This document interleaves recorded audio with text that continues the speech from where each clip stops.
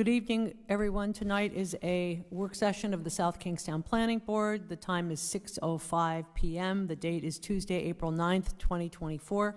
The first item on our agenda is roll call. Joe Murphy is absent. Susan Axelrod? Here. Liz Karp? Here. Robin Pothier? Here. Peter DiStefano is absent, and Maria Mack is here. Our next agenda item is Development Plan Review. Development Plan Review Advisory to Zoning, Commodore Manor DPR, proposed change of use to residential occupancy for more than 3 unrelated people. So, Madam Chair, Jamie Rabbit, Planning Director, this was continued from your last regularly scheduled Planning Board meeting. I did pass out a draft motion for discussion purposes. This was prepared by Peter Schwartz. Your legal counsel, Andrew Tights, is familiar with the items contained in the motion and prepared to discuss those with you tonight. And it is dated April 9th, 2024. It contains a proposed motion tailored in a favorable manner with findings of facts, 10 plus conditions, as well as a second motion associated with the need for a motion to the zoning board. So there's a planning board decision, then there's a planning board decision to advisory to the zoning board. Thank you, Jamie. I know that I had some initial questions that hopefully Andy can answer. One of the reasons that we wanted to have this conversation at a work session was so that the board was well aware of our authority or lack thereof with regard to some of the specifics. And there were initially, I think about in the original draft motion, maybe 11 conditions. And this, which we have not yet seen, has 18 conditions. So Maria, I could walk through those 18 conditions, and then we because if you, I want to say, I don't want to preempt the discussion, but if you start to discuss this, there may be things that are already in the motion yes. that Good idea, Jamie. you're comfortable with. Mm-hmm. And again, I'm just going to do a summary of those. And Jamie, perhaps also specifically. Brian has two. I'll just bear with, I'll email Jay a digital version.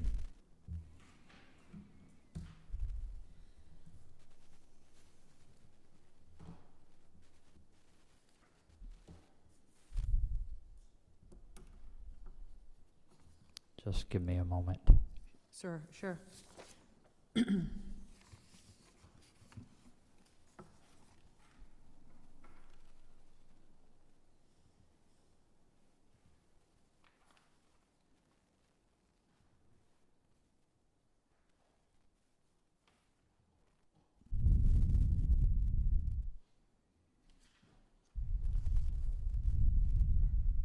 Hi, Peter DiStefano is here. I thought it was 6:30 because we talked about 6:30 at the last meeting. So Jay, it's headed over to you. So just... Oh, and before you get into the conditions, could you just talk about the findings of fact, specifically number 5? Okay. So with regards to the draft motion for discussion purposes this evening, Council has prepared 5 items associated with findings of fact. And item number 1 deals with compliance with the state building code. Item number 2 deals with square footage of the leasable area, bedroom counts, and occupancy. Item number 3 is must maintain the exterior appearance.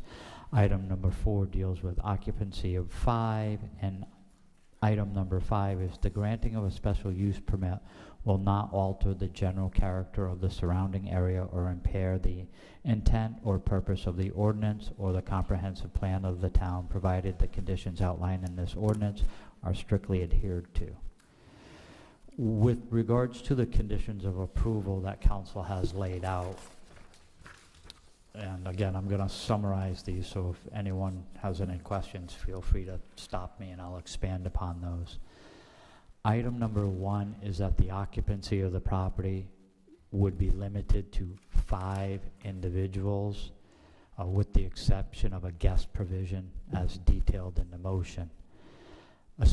Item number 2, special use permit granted hereunder shall expire in 3 years, at which time the applicant may reapply for a special use permit. 3, a renewal of special use permit shall not be granted if the applicant fails to maintain requirements of the zoning ordinance, building code, or these conditions within the 3-year period. 4, any record of police activity on the property shall prevent renewal of the special use permit.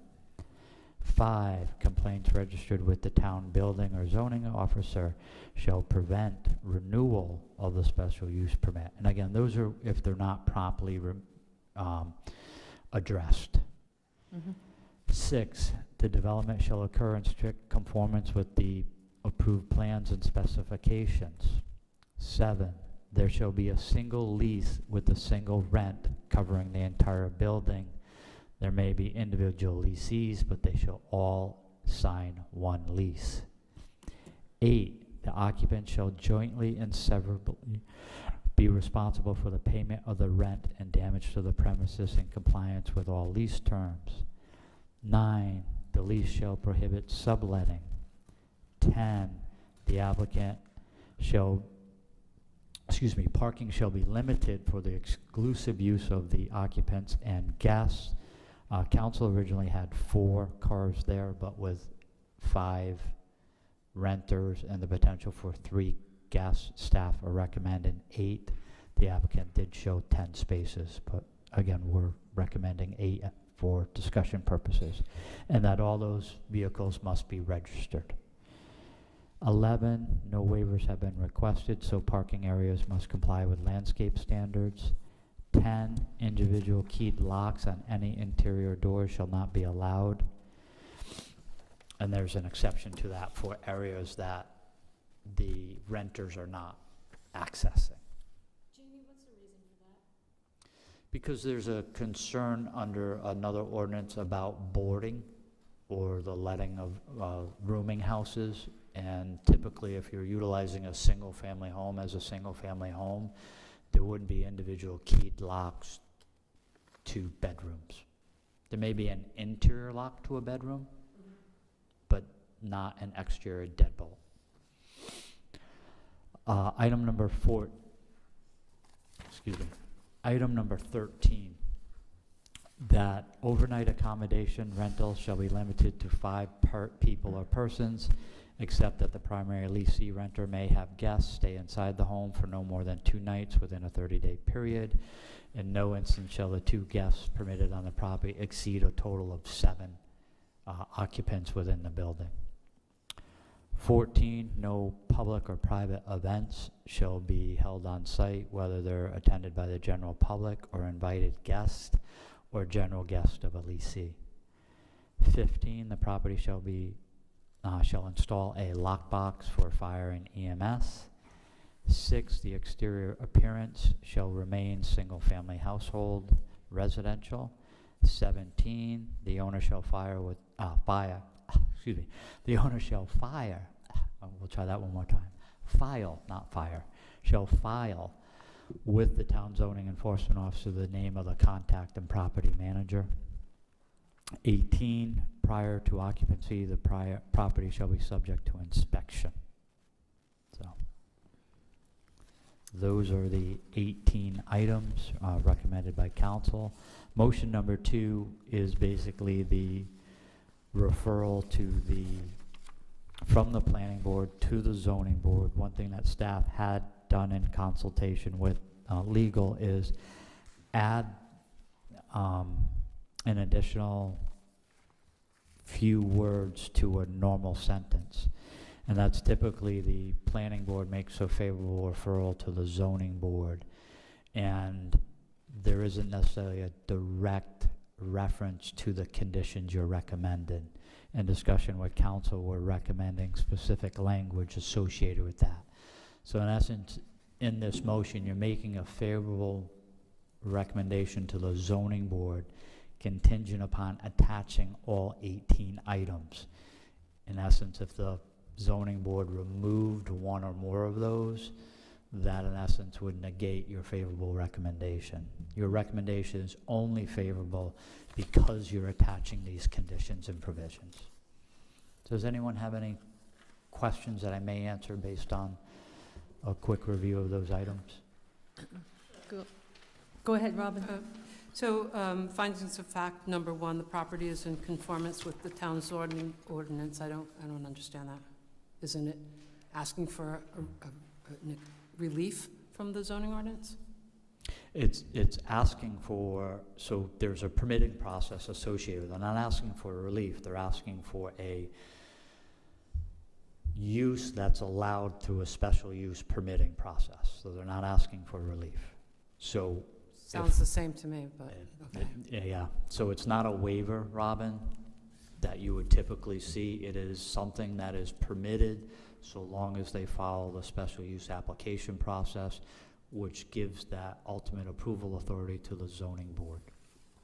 Right, so it doesn't comply with our zoning ordinance, and the owners purchased the property knowing that the zoning rules for that property excluded this use.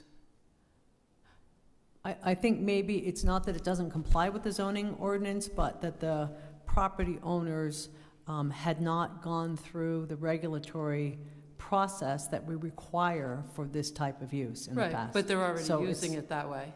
Right, but it doesn't mean it's not in our Permissible zoning, right. If Right. if you we yeah, deemed if you it, follow the right steps. yes. Exactly.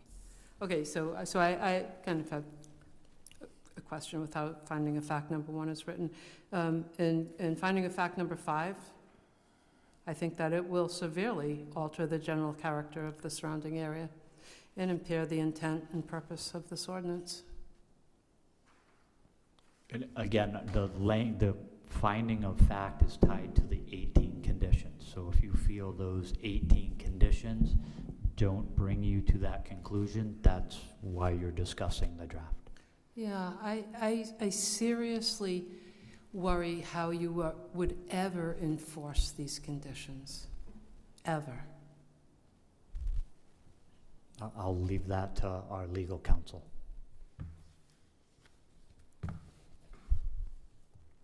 Andy, any thoughts on, I mean, this is something obviously we wrestle with all the time.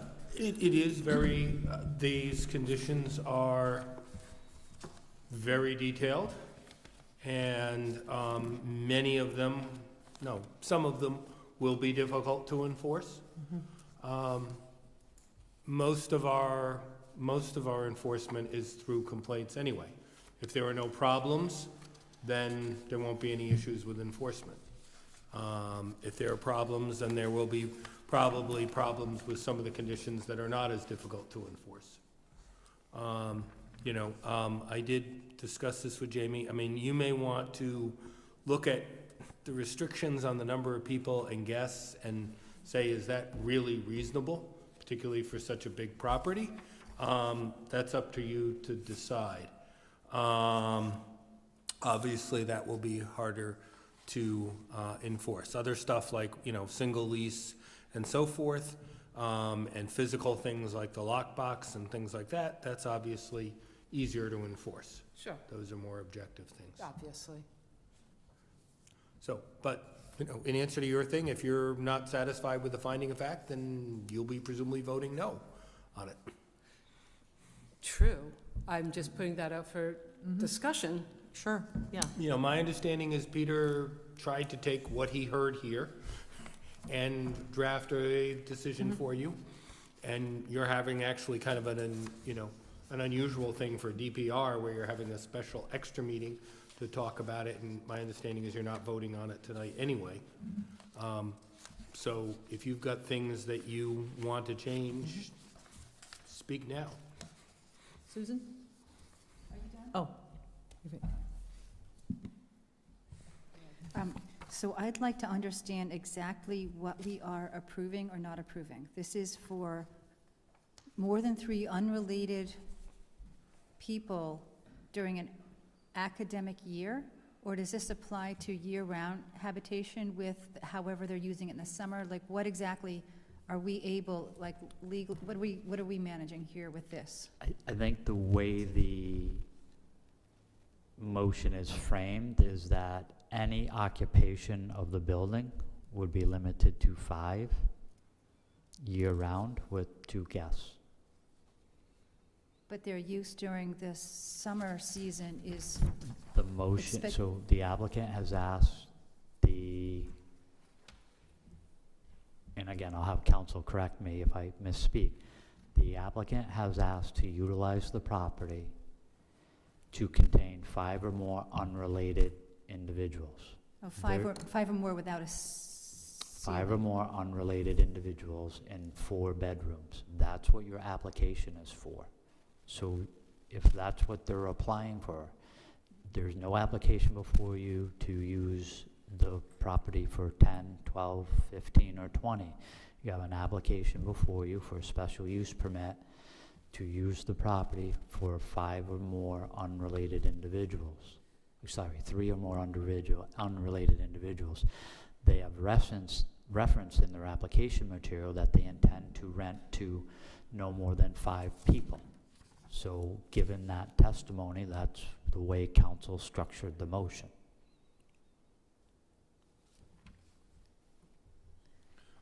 Let me Sorry. just, Yes, okay, sorry. so they have asked for a special use permit, which is, as Jamie was saying, it's not any kind of relief for hardship. It's something in your ordinance that says, this is our requirement. If people want to do this and have more than 3, you can apply to the board for a special use permit. State law and our ordinance provides that when you're granting a special use permit, you can apply conditions to it to ameliorate any issues and to deal with that question of, what do you need to do to make it fit in with the neighborhood? Those, you can attach conditions that reasonably can apply to it. I think in the case here that you have, since it's particularly to occupancy, that's something that you have the ability to put the condition and say, well, if you're going to have more occupancy during the school year, even if you don't necessarily want to, you may say, well, I don't want 5 during the rest of the year, but you're saying, no, we want the condition to make sure over the whole course of the year, this is what the limit is. And, conversely, if they want to have 3 people during the year and not have the restrictions on summer rentals, they can do that. That's their choice. But they're asking you for that extra something to have the 5 people during the school year, or presumably all year even. Then, as part of that, you could put these conditions on it. That's up to you. Which would, as at least that was the intent that Peter got from you the last time, was that you wanted that inclusion in there. I think you have the legal power to do that. I think it was unclear at our previous meeting whether or not anything in this motion, any conditions, would refer to the non-academic year. So that wasn't made clear. Okay. Well, I think where the discussion with council evolved is that you have an application for unrelated people within that. And council, in our discussion, said that if that's what the applicant is asking for, then the planning board can put reasonable conditions on the application associated with the potential use, so that you can come to the conclusion that it is being used in a similar manner to a residential property. There again, it would be the applicant's choice to rent for a school year or a calendar year. There's nothing in this motion that would prevent the applicant from doing a 12-year lease with unrelated people living in it as a same 12-month lease. Right.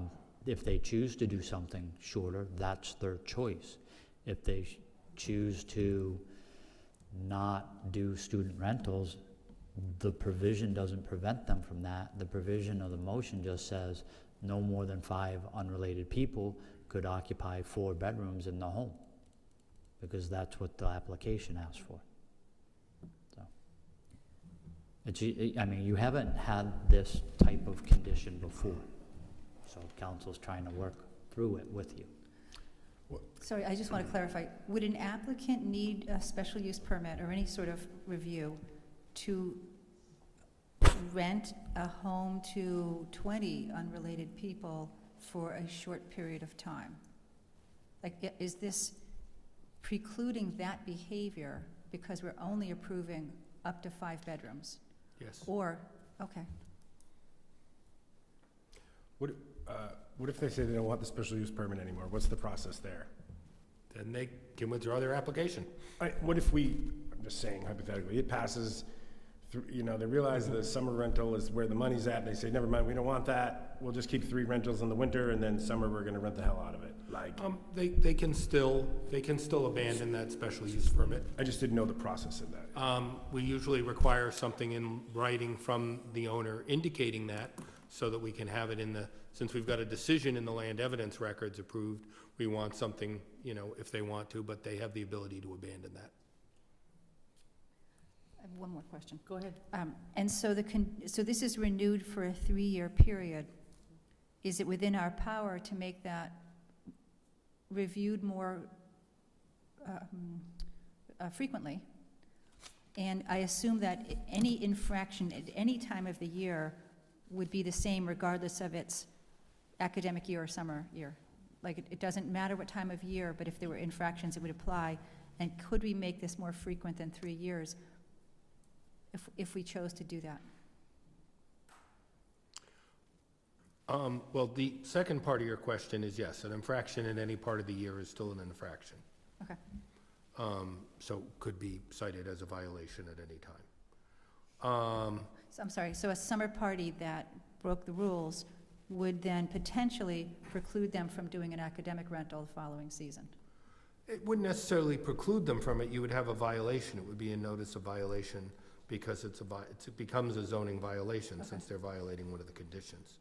And it's an enforcement. They might get fined for it. Okay, It wouldn't take away the right to do it.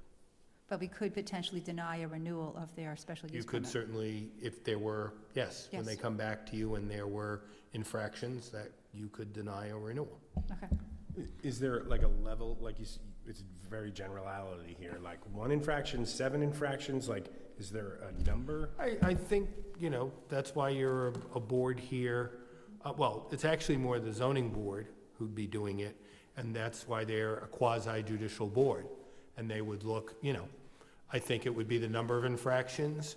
I think it would be the kind of infractions, were there 8 people instead of 7? Were there 10 people instead of 7 people?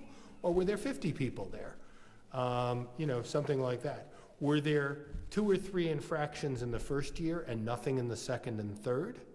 Or were there 1 every year? Those are all the sort of things that the zoning board would look and consider it upon renewal.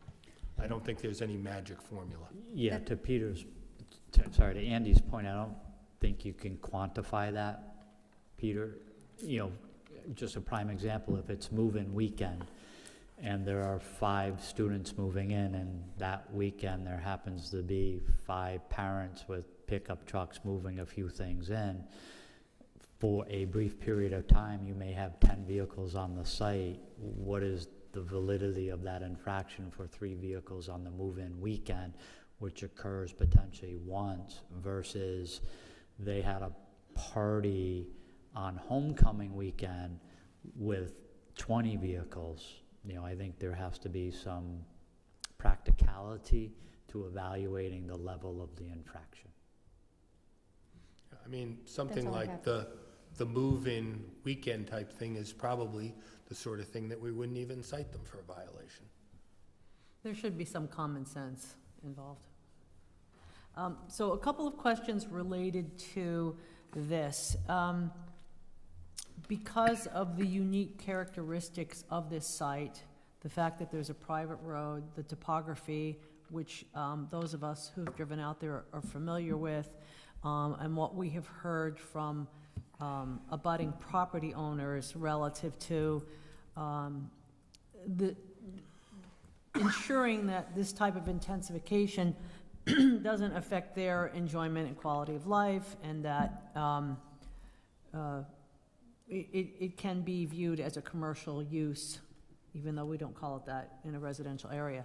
So I am wondering if there is a way to condition some kind of delineation of the property with a map that would show that, and perhaps even some kind of monumentation, but that way every tenant would have to sign an agreement that included a map of the property, the adjacent property, and where the driveway is, where the private road is, so that you could, to the best degree possible, ensure that they understand where everything is located, because it seems as though that's been part of the problem and could be a potential problem going forward. So that's the first question.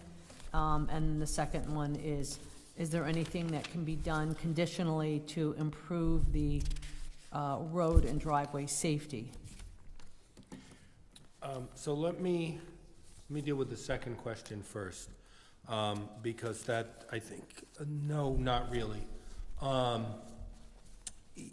It's a private road. There are various property rights to use the private road.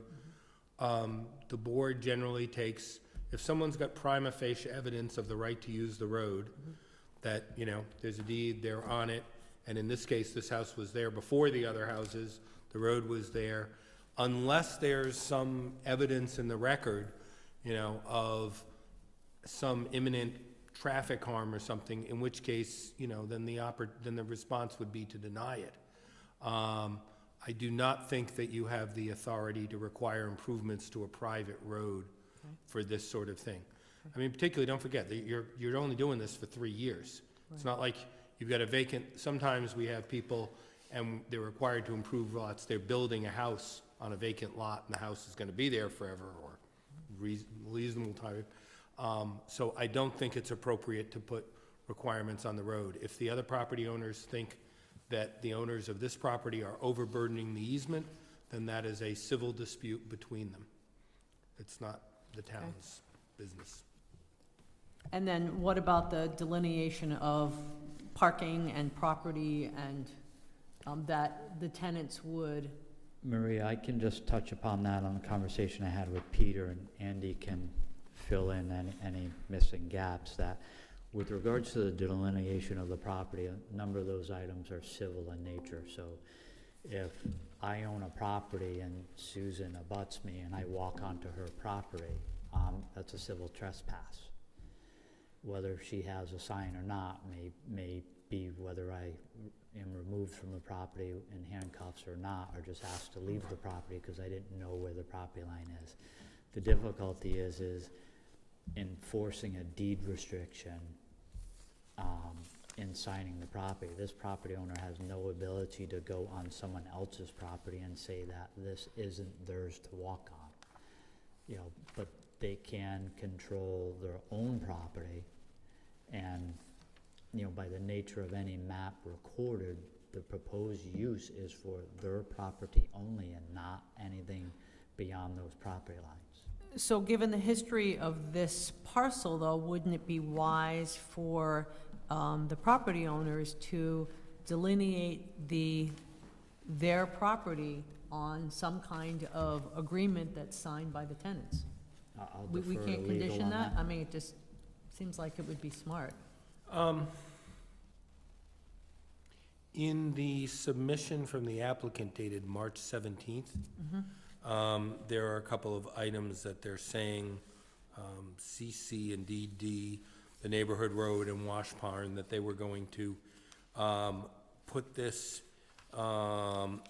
in the lease. Well, CC, they say they would put it in the lease. D, they don't.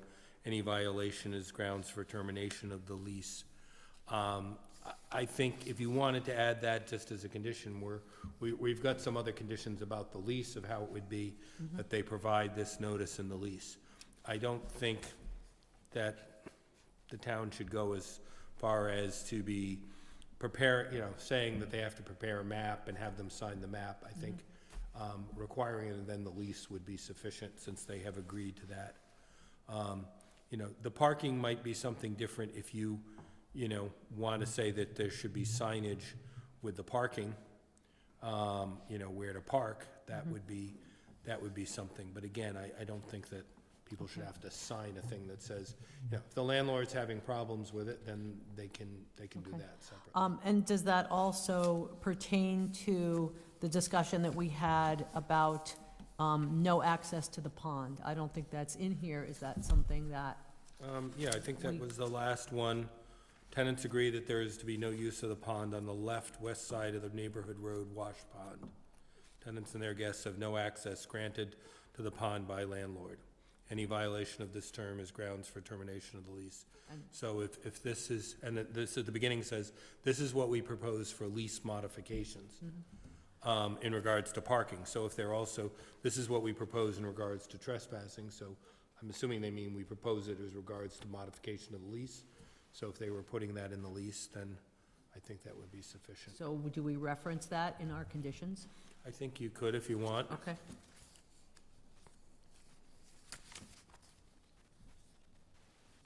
Go ahead, Susan. I think this might fall into the civil matter that you were talking about with trespass, but at one point, the applicant offered to pay 25% of all road maintenance costs moving forward, 20% as 1/5 of the neighborhood. Do we need, or can we put that into the conditions, that that be a part of this approval, or is that again back into a civil thing? Yeah, I think that's more of a civil thing between them. Okay. And then the other thing they had mentioned was whether or not any kind of shrubbery needed to be cleared away from the ends of the driveway to clear sight lines exiting their property or entering their property. I don't know if that's required or not, or if that's something that we also need to put into conditions here. We had talked about it at a meeting or two ago. Overgrown rhododendrons or something at corners entering the roadway, and whether that was a thing. Yeah, that could be added if you wanted to say, something about that the entrances to the driveway shall be, the foliage at the entrance to the driveway shall be kept trimmed to ensure visibility.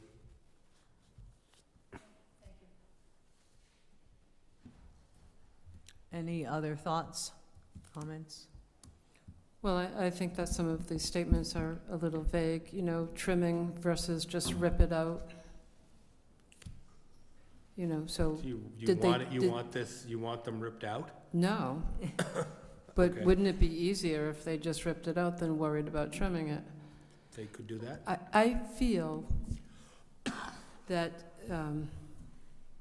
these conditions are very unenforceable. Without a babysitter on this property, we're pretending that we don't know about how college students behave and how they get away with anything they can.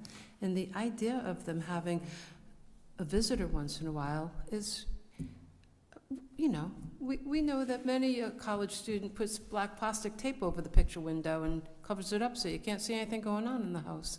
I think it's very unprotective. Yes, it's very we're not protecting our community members by opening this up to that kind of use, in my opinion. Susan, go ahead. I might counter that with this home that they've purchased, which is pretty valuable, that I'm going to hope that they're being very careful about who they rent this house to. I don't know that all students are misbehaving to that point. I would hope that they're being careful about who they're renting their house to. It's a nice house. I think it's hard to interview who you're renting to, and I think once kids are on their own, they're on their own. They're not doing what they said they would do to your face. I think it's very risky to do this to this community. I just don't see how you could possibly enforce all these conditions. If I can just add to that we understand the intent by the landowner is in the discussion and testimony is to rent to college students. But our regulations doesn't speak to the individual profession or occupation of the person intending to live there. Our regulations are to allow the occupancy of 3 or more unrelated people. And I just caution everyone, I know it's part of the testimony, but to say a college student versus a someone, they could rent it to someone who works for Peter DiStefano. They could rent it to someone else in the community. It is, nothing in this approval would prohibit them from renting it to anyone. It's just the fact that it's 3 unrelated individuals. I know the discussion surrounds college students, but this isn't, we do not have an application process for the rental of a single-family residential home for 3 unrelated enrolled college students. It's just 3 unrelated individuals. And I absolutely 100% respect the concern that board members are discussing tonight, but we have some regulatory language that just references 3 unrelated individuals. But So- we're talking more than 3. Our regulations on, and any single-family home who is proposing to have more than 3 unrelated people require a special permit. It doesn't say 3 unrelated people who are college students, 3 unrelated people who are X, Y, and Z. It just says 3 unrelated individuals. Oh, yes, I understand that. And we're going to cap it at 5 unrelated people? That is what's in their application, and that's what council has drafted in the language. And to follow up on Robin's comments, obviously, this is not the first nor the last application of this type. They're all different. They're all unique to a certain extent. Given our current regulations, however, until there is some kind of regulation that is either that addresses this type of use, whether it's a refined boarding house or I don't know, something between a B&B and a hotel, we don't have the authority to regulate it to that degree. Is that correct? I'll defer to council on that question. Yes. I would agree.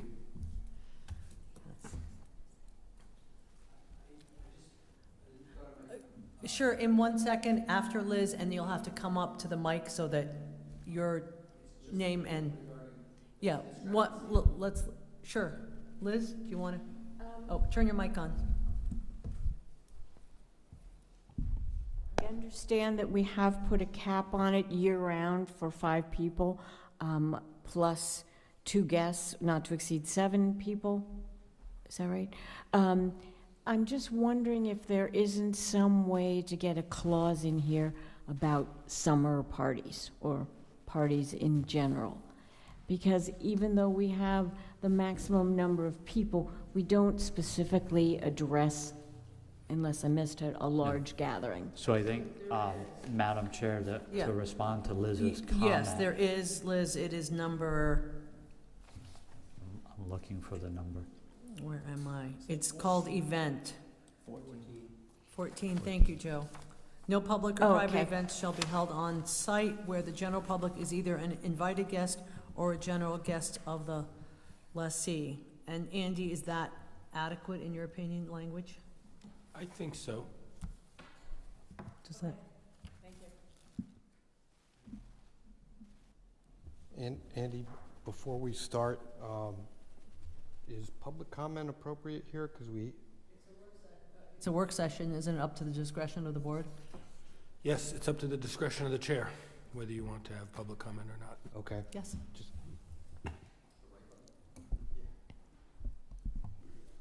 Good evening, Ames Kaiser. And I'm sorry to interrupt. I don't have much to say except one important thing. The application was specifically to request a special use permit for 6 unrelated individuals. And that was going back to the beginning and each meeting we've had. It was 6 unrelated individuals, and we were referencing 5 bedrooms on the first floor. That's where the 5 came from, I think. I just wanted to throw that out there while you guys were deliberating. That is probably where that, yeah, that difference in number, and actually, I'm looking at a letter dated February 27th, and it does say in bold, this application is specifically to request a special use permit for 6 unrelated individuals. Note that for the current spring lease period, we have a lease in place for only 5 unrelated individuals. Okay, thank you.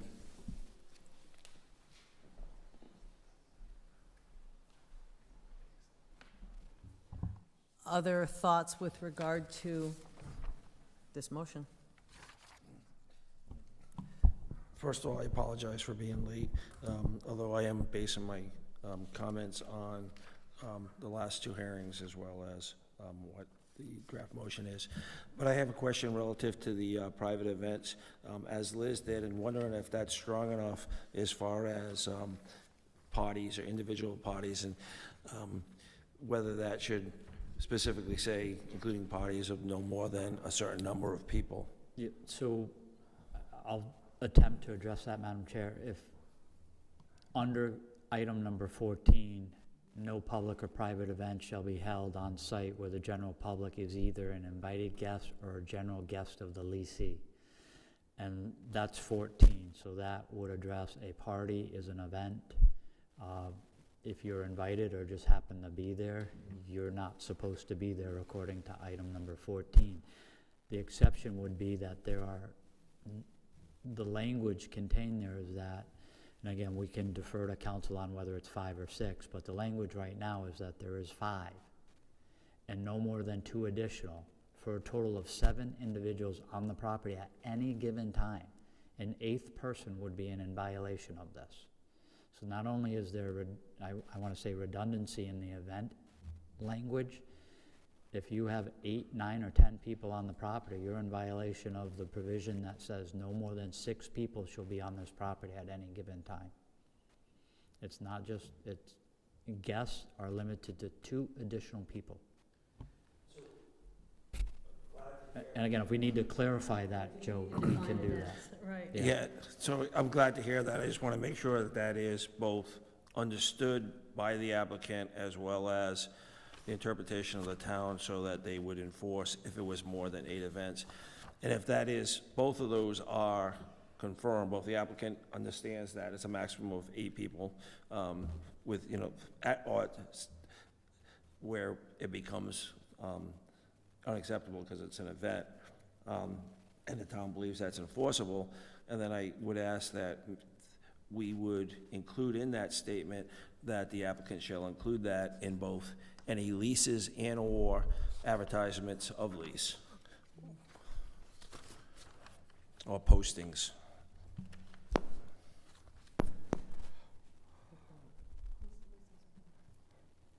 Go ahead, Liz. Question on that same number 14. My understanding is that it is not enforceable. If there is a blowout party of 50 people on July 4th weekend, there's really nothing that can be done about it. It happens, and then in hindsight, it becomes a violation. Yeah, so Okay. Liz brings up a point on the administrative side, and Robin has touched upon this, that any approval that a planning board grants is under the presumption that the recipient of that approval is going to follow any conditions or existing provisions within your zoning code or ordinances. Any violation of an approval or violation of an existing code or ordinance is just that. It is a violation of either an existing rule or an approval with a condition. And that would be predicated on the town needing to file a enforcement action against the property. So it's not against a leasee or a tenant, it is against the property owner. I think what's at risk here is that there's language in here that there is a violation, that is grounds for non-renewal.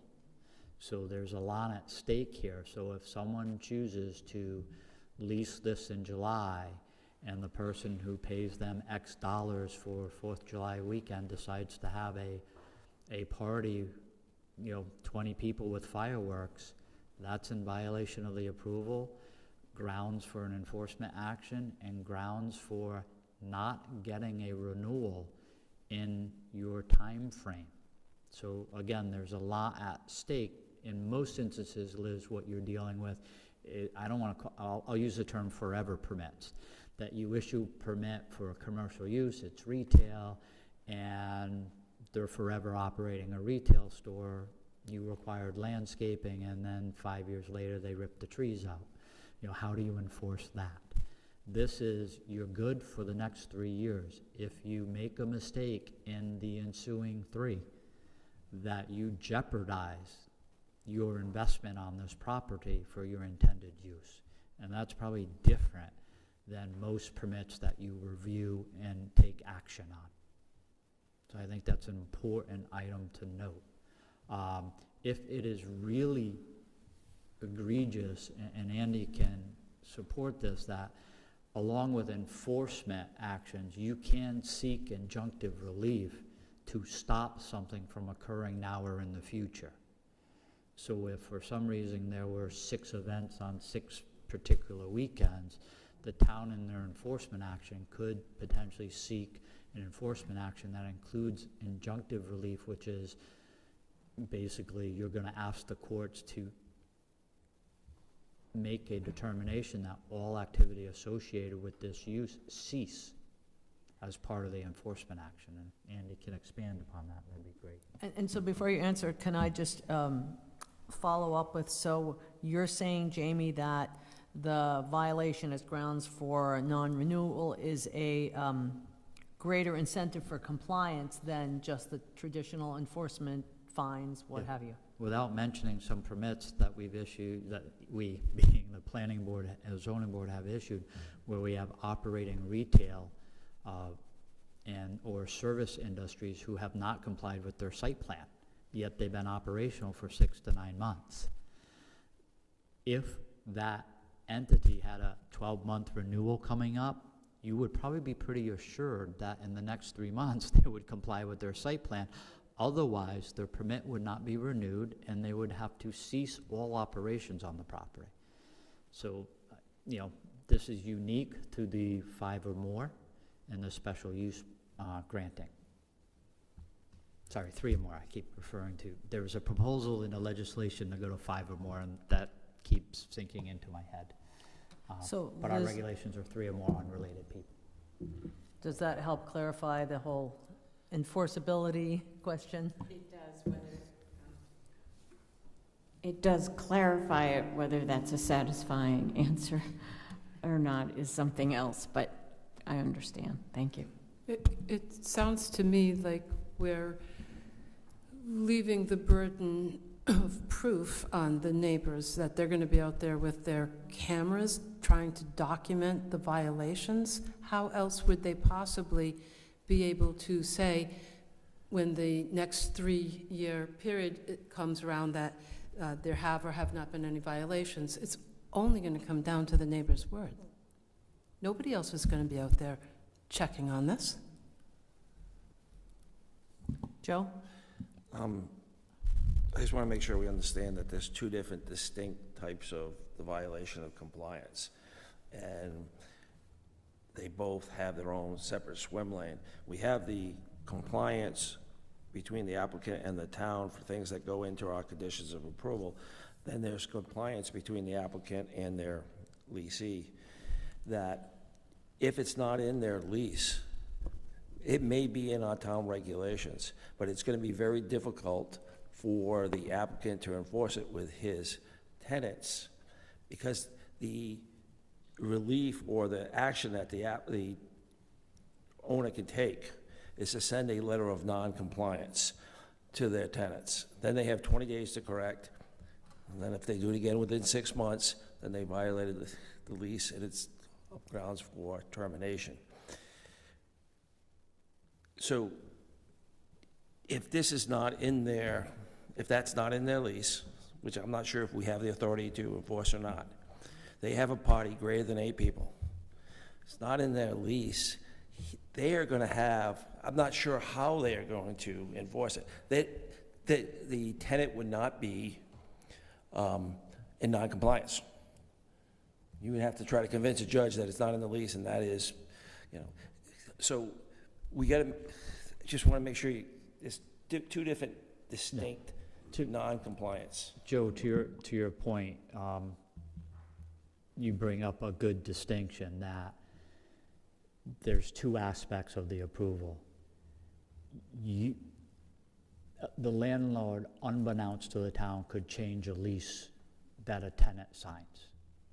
And if they omit party language and they have a party, the landlord may not be able to evict his tenant, but the landlord potentially in 3 years loses his permit to operate this type of facility. Possibly, but. No. The landlord is gonna come back in front of the zoning board, wherever the authoritative board is, and they're gonna plead their case on. They're gonna plead their case why it shouldn't be taken away or why it should. And one of the arguments they would make is, I've done everything possible that I could that was allowed by the courts to stop that action. But they may not be able to stop the action if it wasn't in their lease. And again, from my perspective, understanding enforcement in 3 states over 35 years, that the fact that a tenant doesn't follow the rules, the permits were not issued to a tenant. The permissions are issued to a piece of land, which is owned by an individual and transferable with the piece of land. So if you have a non-compliant tenant, that does not get you a get-out-of-jail-free with any court that I'm aware of when it comes to a zoning violation. So if you own a mall and someone is doing something inappropriately within the mall, which is contrary to what's allowed under zoning, I'm not aware of a judge who would say, well, your tenant was not a good tenant, therefore you as a property owner do not have to follow the regulations of the municipality. I'm not aware of that instance where someone has been successful in that argument. I'm not sure. Okay. A little bit of a disagreement. I understand it doesn't get you out of the jail free, but I think that the argument would be made that they've done everything that was possible that's allowed by the courts in order to comply, and therefore they should not be penalized the same as somebody who didn't take any effort at all. And that would be the argument I would make. It's probably a good argument, but I don't think it gets out of the provision that they didn't comply with their approvals. So the conversation relative to what can and cannot or should not be in the lease, I mean, condition number 9 specifically states the lease shall prohibit subletting of any kind, including but not limited to subletting of rooms. So that's an example of a condition that we expect to be in the lease, and the applicant has offered additional items that they would add to their lease. So wouldn't that assist us in preventing, to the greatest extent possible, the scenario that Joe described? I'll defer to counsel on that. I mean, that's up to you to decide. This is your question, you know, do you have enough safeguards here or not? At some point, I don't think the answer is piling on more documents. I think at some point you have to decide, you know, you look at what you've approved in the past. This isn't the first one of these that have come before you. You look at the neighborhood, you look at the situation, and determine what's reasonable here. Will everybody be happy? No. Somebody's gonna be unhappy, maybe everybody will be unhappy. But I think at some point you have to say, either we can't do it, we're going to deny it, or you have to go with the conditions. And frankly, I do think you should decide tonight where you are on this question about, because I had, this is one of my questions about, the numbers didn't add up to me as I read different things, 6 or 5 or whatnot. So I think you need to kind of decide that tonight, whether notwithstanding the request for 6, you're going to say only 5, or you are willing to do 6. And then the other thing that I kind of would suggest is, my suggestion is to be if you want conditions to be enforceable, make them more reasonable. And I think this condition of only 2 guests, period, for the house at any one time is not reasonable. How are the, you know, are the tenants gonna have to set up a Google Calendar and, you know, reserve in advance which nights they want the guests or something? I would say to allow at least 1 guest per person. So if you're having 5, there could be at least 10 people. If you have 6, there could be at least 12 people there. That, to me, would be reasonable.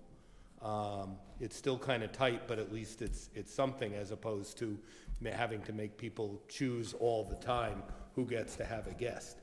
Yes, if somebody wants to have 4 or 5 people over for dinner, then they have to work it out with their fellow roommates about that. Hey, I'm having people this Sunday night for dinner, but at least not all of the time.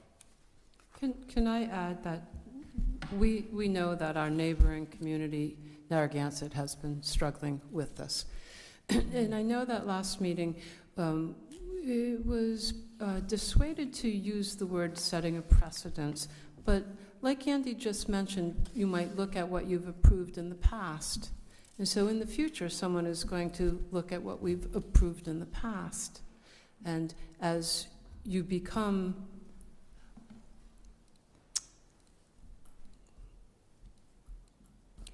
a community that allows many, and I don't mean it necessarily in a negative way, but college rentals, that's what you become.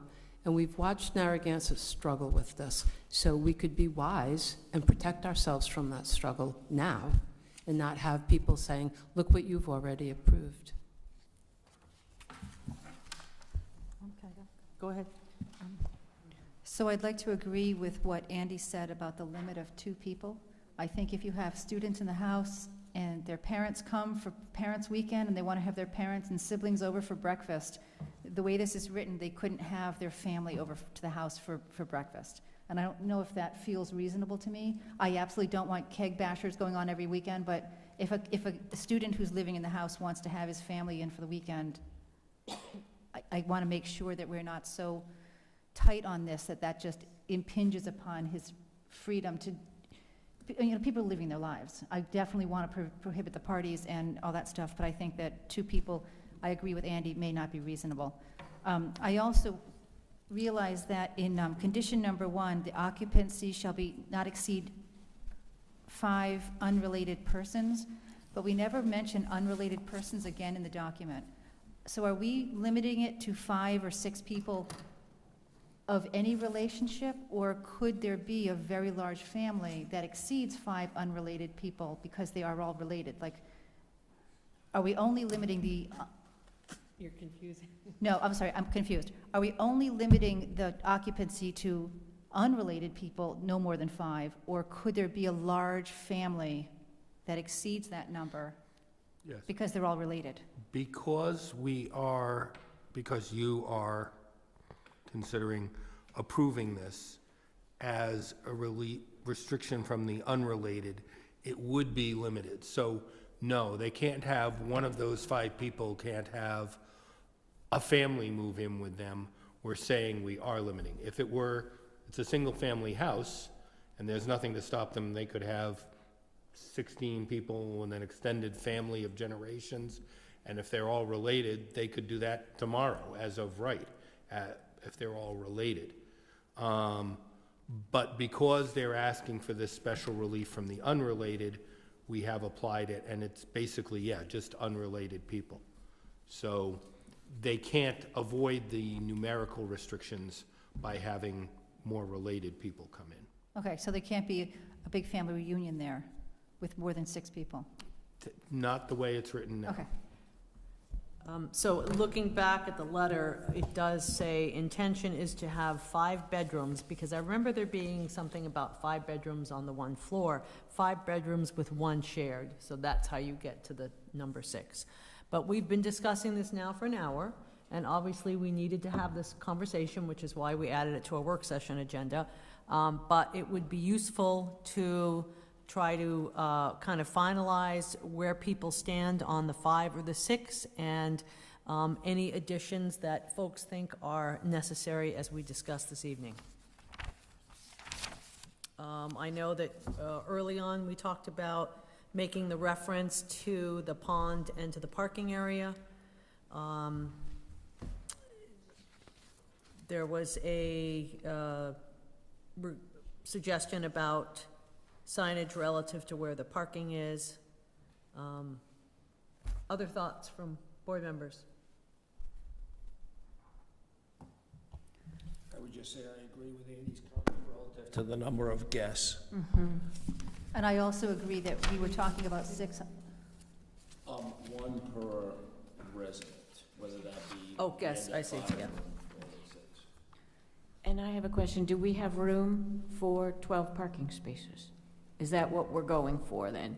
If we say 6 people, 6 occupants, and 1 guest for each, do we need, What we can do Then 12. at the board's discretion is we will look at the evaluation of the parking and the functionality to it. You could expand the guests, but still have a limitation on the car. I know from review, 10 cars functionally fit there, without having the jockey, I believe it's 10, without having the jockey cars around. But we can look more closely at that. Even if you expand the guests, you still can put limitations on the vehicles. Yep, that's a good idea. Any other thoughts? I would be interested in maybe shortening the review period for this from 3 years to maybe 2 years. I don't think we can do that I thought we talked under about the that. special, right, but I don't, Oh, I thought we talked about that. that's a legal question. That's in the ordinance, so you can't do that. Right. Yep. Can the zoning board?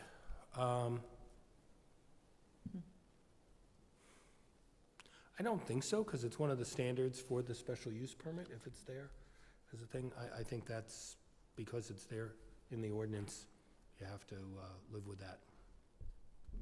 It's also a reasonable time when you allow for the, the lead time to get going and then the application and so forth, so.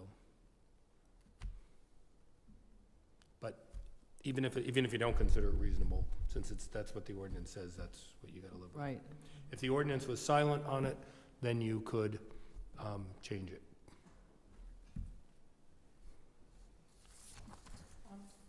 Anyone else? I have one more question. So if we're moving it to 6 people instead of 5, do we then need to adjust some of the other ones, like parking and stuff? We would make adjustments. And again, in discussing this with Peter, it could have just been an oversight on the 5 versus 6. So we'll clarify that.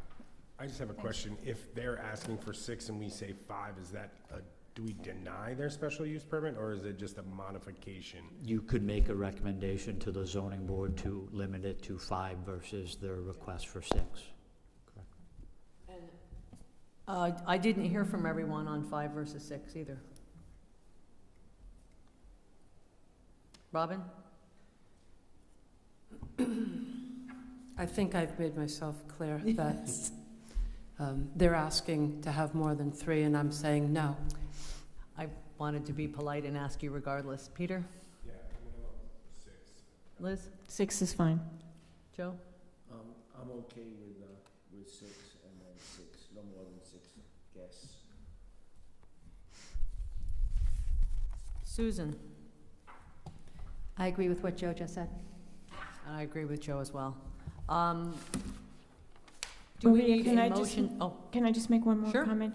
Do we want to have a special category that says the following shall be included in the leases? Because now it's kind of not clear on what we've actually said needs to be in the lease. Or do we want to not even include anything that says what needs to be in the lease? Madam Chair, I have a note in the draft motion to clarify that with council. I actually had a number 19. Conditions of the lease contained in the record shall be incorporated in this motion. Now, that's a very broad statement, but how that gets refined, but that was my placeholder to have that discussion with council. Because again, the applicant has in their testimony during the hearings, and as by their testimony, agreed to do, we'll just say 1 through 10 in their leases. So I don't think we need to check on the legal ramifications, and to everyone's point, just because it's in the lease, is it enforceable? Our ultimate goal is any language you include in the conditions or recommendations to the zoning board have some teeth in them and that are functionally regulatory, and staff has the ability to potentially issue notice of violations when they're not adhered to. I think that raises another question. Do we even touch the lease? Do we just stay away from the lease? We have issued what the stipulations are. Is it then up to the owner to I decide think totally, in total, what the lease says? I think what council may advise the planning board of is, instead of using terminology specific of what needs to be included in the lease, those are conditions of your approval. So the lease doesn't need to say that it can't be rented to more than 12 people, or 6 people and with guests. Your approval is gonna say that. Right. Now, if the landlord doesn't put it in his lease, that's on them. But it's very hard for staff to track every signing of every lease.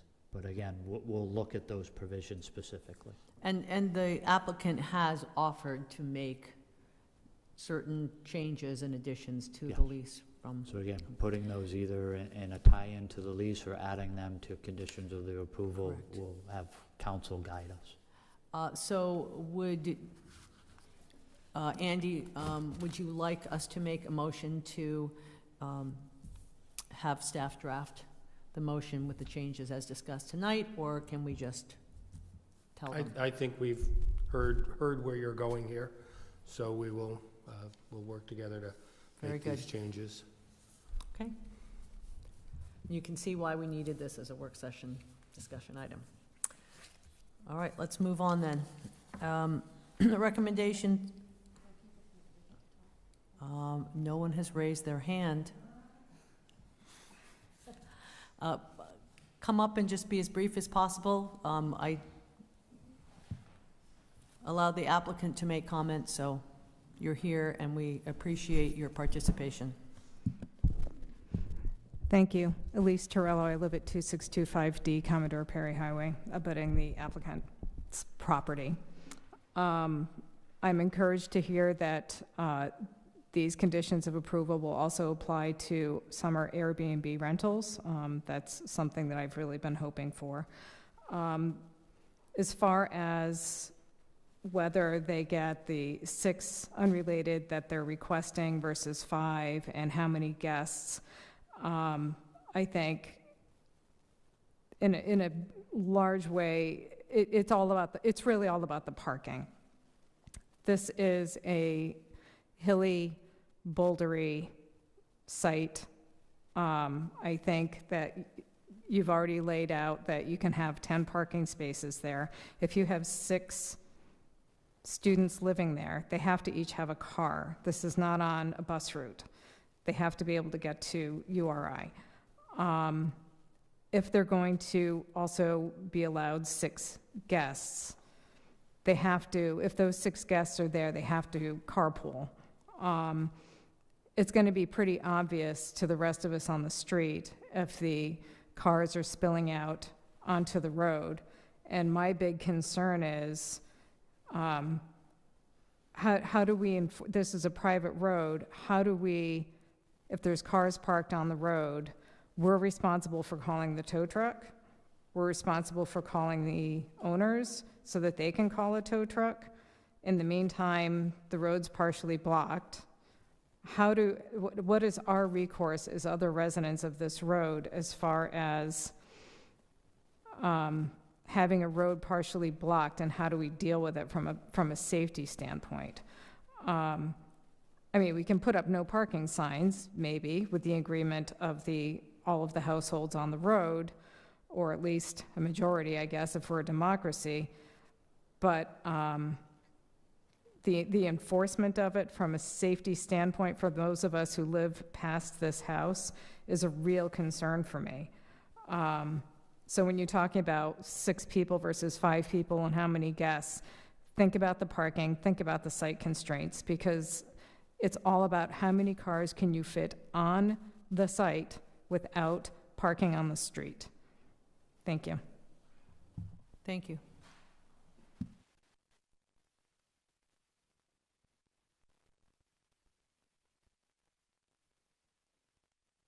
Let's see if I know my left and my right. Bill McCusker, Commodore Perry Highway. I live next to the abutting property. You talked about making sure that the brush on the side gets pushed back from the side of the driveways. I would include the entire length of the property along the road, because I've been doing it for years with the permission of the prior owner. And today I was ordered off the property by one of their tenants because they gave me the bird as I pulled over to let them fly by. This is a different matter. And but that's part of the impact of what's going on here. I'm not going to go back on their property, so somebody's got to agree to make sure that the maintenance is being taken care of. But again, this is really an impact on this road. And these students that are here, and I know it's not about the students, well, it's not supposed to be, but they're only here probably for another month. And yet they felt bold enough to give me a salute as they went by, and then as I went to confront them, ordered me off the property.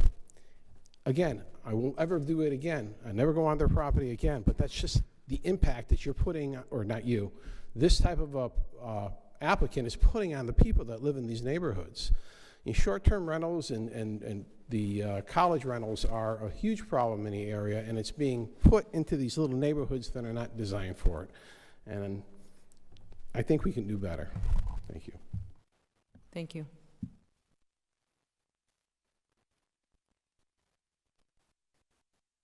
Anything else from staff? I'll just defer to Jay or Brian if you feel we've missed anything.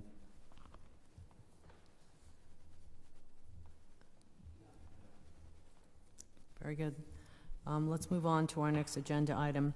Recommendation to the Town Council, Advisory Zoning Map and Text Amendment, Tidestorm LLC, proposed creation of a new commercial neighborhood, Matunic Commercial Neighborhood, zoning district in Matunic associated with AP 92-2 lots 47, 48, 50, 52, and 53, AP 92-3 lots 1 through 12, and AP 93-4 lots 1, 42, and 43. Is there anyone representing the applicant?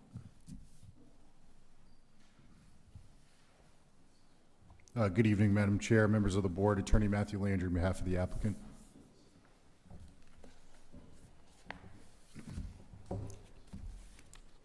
And can you also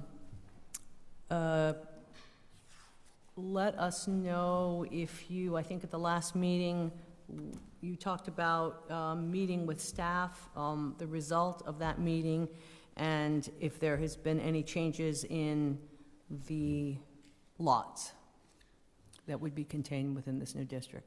The lots. Okay, so Madam Chair, I think at the last planning board session, or actually there was a supplemental submission on March 18th that included 3 specific points. I have one copy here. I think the board should have a copy of that. We had agreed to remove, I think it was 12 lots from the original zoning proposal. The purpose of that was to remove entirely any of the lots that are zoned residential. There was concern about the impacts to residential lots that were included in this district, so we've removed them entirely. So the only lots that are included now are CN zoned lots, predominantly owned or under the control of my client. I think he testified at the last hearing that it was like 80 or 90% are under his control. The only other revision or significant revision was the 93-1 lot 1 off of Barney. It's that large lot that extended quite a bit north. Most of it was wet. It's directly behind the pizza shop. You may recall that that was a split zone. It was zoned CN and residential. To make it much more streamlined and clean, we just removed that lot. There's an existing residence on it. Most of it you can't develop in the rear. It was going to impact or alert much more of a residential area. We just didn't think it was necessary to rezone that entire lot, so we've removed it. We would propose to rezone all of, I think it's 33 Barney. It's directly behind the existing surf shop and pizza shop. That is also a split zone. There's a residence on there now. We've kept that, and under, I think it was Jay that had suggested it's easier to just rezone the entire lot than keep it a split lot. It also eliminates the need for a Class 1 survey to delineate exactly where the zone would be cut off. So to keep it clean, you're looking at a more updated zoning map of the parcels that are being suggested for rezone. They're all CN zoned lots currently. And the only other caveat to that is that we clarified the use table or proposed uses for this. I think originally we had removed some of the uses that are already allowed in the CN zoning district, primarily because they're uses like elementary schools or churches, things you couldn't put in proximity to restaurants with alcohol uses and things like that, or that may not be appropriate for the area. Again, to keep it clean, we just put all of those uses back. The uses that you can already do in the CN zone are not going to change. The only use that we're adding to this are the accessory uses that are being proposed. So we just wanted to clarify that. I know there was some back and forth about, you know, certain residential uses, what uses are going to be proposed. So we clarified it. Everything that you can already do in the CN zone stays the same. All that's changing is the proposed accessory uses that are before you. And I think, to go back to, I think Jamie had raised, or there was some concern about the height in containers. And I didn't want to get too into what the proposed development would be, because I know that's not really before you. It's really just the zoning application that's in front of you. But of course, we want to be as transparent as possible about what the intent here is. This is a test kitchen. Really, it's a storage container consistent with what's already on the site that's approximately 320 square feet in size. There was a concern that you could stack multiple containers, which is a legitimate concern, whether or not this would have to come back in front of the board for development plan review, hurricane tie downs and other development concerns with this, and we're very cognizant of that. The idea is to start this as a test kitchen and not cost an absorbent amount of money. So it's, you know, we want to keep this as simple as possible and on small a scale as possible. And if it does grow, it would grow off-site and be manufactured off-site. So to that extent, you know, we floated a couple of different ideas when this originally came in front of the board, and even to staff before a formal submission. The idea was to move a garage from the property that my client owns directly to the east. There's a small garage, about 300 square feet. The practicality of that is much more complicated because of FEMA regulations, moving an existing structure and dropping it has to be above base flood elevation, all the same concerns that we've already talked about. So it added quite a substantial amount of expense to this. So that's where the storage containers came in. We understand that they may not be the prettiest, but it is a very economical way. It's a very modern way to contain the entirety of the test kitchen within the container. The reality of it is we can screen it. I mean, we're not against screening it and making it look much nicer, so we're certainly amenable to, you know, any reasonable conditions with that. My client wants it to look attractive as well. But the size is important. When we originally came to staff before a formal submission, we actually proposed this as a principal use, not an accessory use. And we proposed it in the CN zoning district. And as we've already discussed, why we presented the overlay was to get it away from URI and allowing this in other areas of town where you may not want it. There was a suggestion made, and we agreed, that limiting it as an accessory use inherently controls what you can do with this, and making it accessory to a restaurant with alcohol made sense, because a restaurant with alcohol already requires a special use permit. And the initial proposal to make it a principal use, we had proposed to make it a use by special use permit to give the town control. I think this accomplishes both those things, because now it's got to be accessory to a use that requires a special use permit. Will require some type of review in front of the zoning board, and there's limited places where you could do this, you know, on these lots. So in a sense, it's already condensed and limited to what you can do. Most certainly, or is a very high probability, this will have to come back in front of the board regardless, because It may constitute an expansion of the existing special use permit because we're expanding that liquor service area. And depending on the type of structure, if we drop a storage container on the ground, it may trigger development plan review and hurricane ties and all those things that we've talked about. We've talked about maybe keeping this on wheels. So we're still exploring that. I don't want to get too tied up in the storage container because this may evolve something to make a lot more sense, but I imagine this will come in front of the board in some fashion. The concern about stacking the containers, these come in 320 square foot sizes. They're all the same, and they're 8 to 10 feet in height. The accessory use limitations on height are 15 feet, if I read that correctly, in the CN zone. So you technically couldn't stack two of these on top of each other without asking for variance. So that, again, it was part of the logic here. We've also limited it to 1,500 square feet in footprint, and the idea is to accommodate all the equipment. This equipment's very large. It requires venting and spacing, safety concerns, room for materials inside.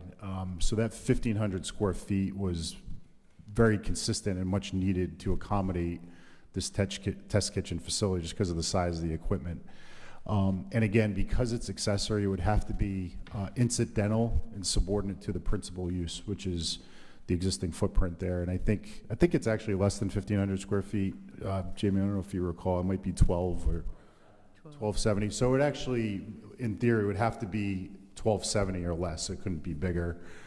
So we would concede to dropping it to that, because that's the way it would read anyway. So to go lower than that, I've talked to my client. We've talked to who would be running the brewer operation, the test kitchen.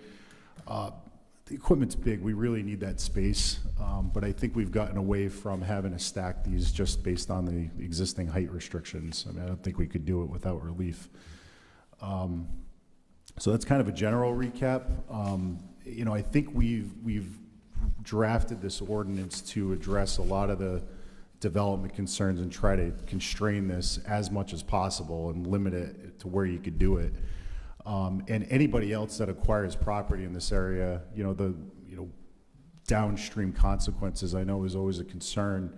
Somebody would have to come to the zoning board and get a special use permit for a restaurant and had this as an accessory use. And really, there's no other location currently that we could do this. And again, my client's trying to be as transparent as possible. This is going to be a small footprint test kitchen operation that would scale up off-site. So anyway, that's some of the logic behind it, and I think those conversations that we've had with staff from the initial steps to the discussions we've had with planning in front of you over the last several months. The idea is to try to limit this as much as possible, make it accessory, have the checks and balances that I know the town wants to assure itself long-term. We've designed it in a way that would require us to come in front of the board in some fashion, frankly, and then we'd be subject to all the state regulations that are applicable as well, so. Madam Chair, can I ask one Sure. point of clarity? Yeah. So, again, in the language, Mr. Landry, you're requesting 1,500 square feet, yeah, and again, you didn't reach out to us in the preceding 2 weeks, but you testified that the seat containers are 320 square feet, so I don't think the terminology we used was whether they're stackable, but how many units are you putting on the site? Because I think some of the discussion earlier on is this is a self-contained seat container at 320 square feet, so if that's what client needs, are you doing 4 of them? Or No, are you that- doing that's one not- of them? Because if it's one of them, shouldn't the text amendment say 300, we'll say 400 square feet for Yeah, accessory use? it could. So generally, again, we're not tied to a container right now. We don't have that formal proposal in front of you. We floated the idea of a container to be as transparent as possible. We also talked about the garage that's adjacent to it. Again, if there's a structure that comes onto this property or we develop something more permanent, it would have to come in front of the planning board, no matter what. And we would be able to vet whether or not it's 1 or 2 or 3 or 4. We know generally that is the square footage that we need. Now, initially, it may start at 320 square feet. If we need to expand upon that, then we'd have to come in front of the board to expand the structure if there's a footprint on the ground subject to all the normal development review regulations, much like we did when we came for the containers for the original surf shop that has since expanded. And I believe there was testimony that this was the nature of the community, but those sea containers were not a contextual fabric structure until sometime in 2018 to 2020. So I think there was testimony that was put into the record that this was the architecture of the area, when in fact it's a very new element to the area. Yeah, the storage containers are, but it certainly adds to the, to the artistic, funky nature of Matunic Beach Village. Opinion. Yeah, my client's opinion, who, he grew up in the area for many, many years and is very much familiar and could certainly testify as an expert to the character of the area. Yeah, I'm just, for the planning board's point and any recommendation of the council, I'm just trying to seek clarity that everybody understands that if you leave it at 1,200 square feet, someone could apply to put 4 sea containers on the property. And that would have to come back in front of the planning board. How many trailers are on there now? There's one storage container on the property. I would say 1 and 1 straddling a property line, potentially. There's only one storage container on the property. So 1 disappeared? Yeah, there's only one storage container on the property today. Go ahead, Jay. So, just full transparency, and I don't mean this in a negative way, but I don't think you necessarily need 1,200 square feet to have a test kitchen for what the applicant is attempting to do. I understand trying to build in some surety, but at the same token, my recommendation is, we're talking about an accessory use that would be allowed in the zone. And I said this at the last meeting, I don't think it does the town or a municipality any good to get down in the weeds and specifically design that around a certain set. I mean, I know it can happen and it does happen, I don't feel it's a great practice. Because things can change, and they still have to come back before you for development plan review approval of the actual development itself. So, being an accessory use, it has to be secondary to a primary use. It has to be tertiary and customary that use would go hand in hand. And I think that while we can install some provisions to make sure it doesn't become something that we don't want it to, I don't necessarily think we should include a shipping container. I think we understand what the applicant is asking for. It's an accessory use that he would like to allow. And if there are conditions that we can, but I would be generalize that a little bit more than that. And to Mr. Landy's credit, he did say it was his client's opinion that it was funky, and he did say it wasn't the prettiest. Yeah, no, and I agree with Jay too. I mean, we're not looking for approval of a storage container today. I mean, we're trying to be transparent, provide you with what the intent is. I mean, we've been pretty explicit that we thought it would be the garage initially, then we were looking at storage containers, but it could be something else, and that would have to come in front of you. I mean, we're not trying to hide the fact that this could be something else. The 1,500 square feet or the 1,270, you could bring an accessory structure onto this property today, no matter what it looks like, and it could be up to 1,270 square feet. So we don't even need permission to do that with the existing use. We'd have to come for development plan review potentially and go through a regulatory process. So we're really just looking for the same treatment with this, but we want to make sure that if we're capping, frankly, you don't have to cap the accessory use size, but we're offering that up as a constraint, and we want to give the protection to the town, but we also need the flexibility to present a development plan to you for this use in the future. And if that's a timber structure that's 500 square feet or 800 square feet, you'll have an opportunity to review that in the context of the site. And we appreciate your efforts to be as clear and transparent as possible. Peter, then Joe? Question for Jamie, maybe. If we approve the use, like he mentioned, they're going to come back with whatever they do. So they can't put anything there until it comes back here, where we could then put Correct, there is a permitting process associated with it, but if you recall conversations with both Andy and Peter as we went through some regulatory changes specific to the special use criteria, that under the special use criteria to changes in the legislation, you evaluate the special use criteria contained within your regulations. So if it says 1,200 square feet and there's no discussion of style, architecture, placement, when it comes back to you, it's 1,200 square feet on a property meeting the setbacks and any other standard contained in the regulations. So there's a lot of discussion about there's a commitment if there needs to make it look different, or we'll use the terminology, an upgrade to a seat container, that I think Mr. Landry's client is potentially willing to do that, but there's no regulatory requirement to do that. And Mr. Landry is a very well-versed land use attorney and would be the first person to say that, you know, here's your special use criteria, and there's nothing in there that talks about style, architecture, and architectural elements of it. It is just 1,200 square feet of structure that can be placed on the property with the following use within it. So I just want to be clear to Peter, to your point, that you get to review it under the confines of the regulations and the purview of the regulations. If you don't have regulatory authority to talk about whether a seat container adds a pitched roof to it, that's not in the regulations. You can ask for it, but you can't deny it because it doesn't have a pitched roof. Or you can't deny it because you're envisioning a timber frame building and they're proposing 2 seat containers. Gotcha. So that criteria has to be built into the regulations, and right now it's not being proposed.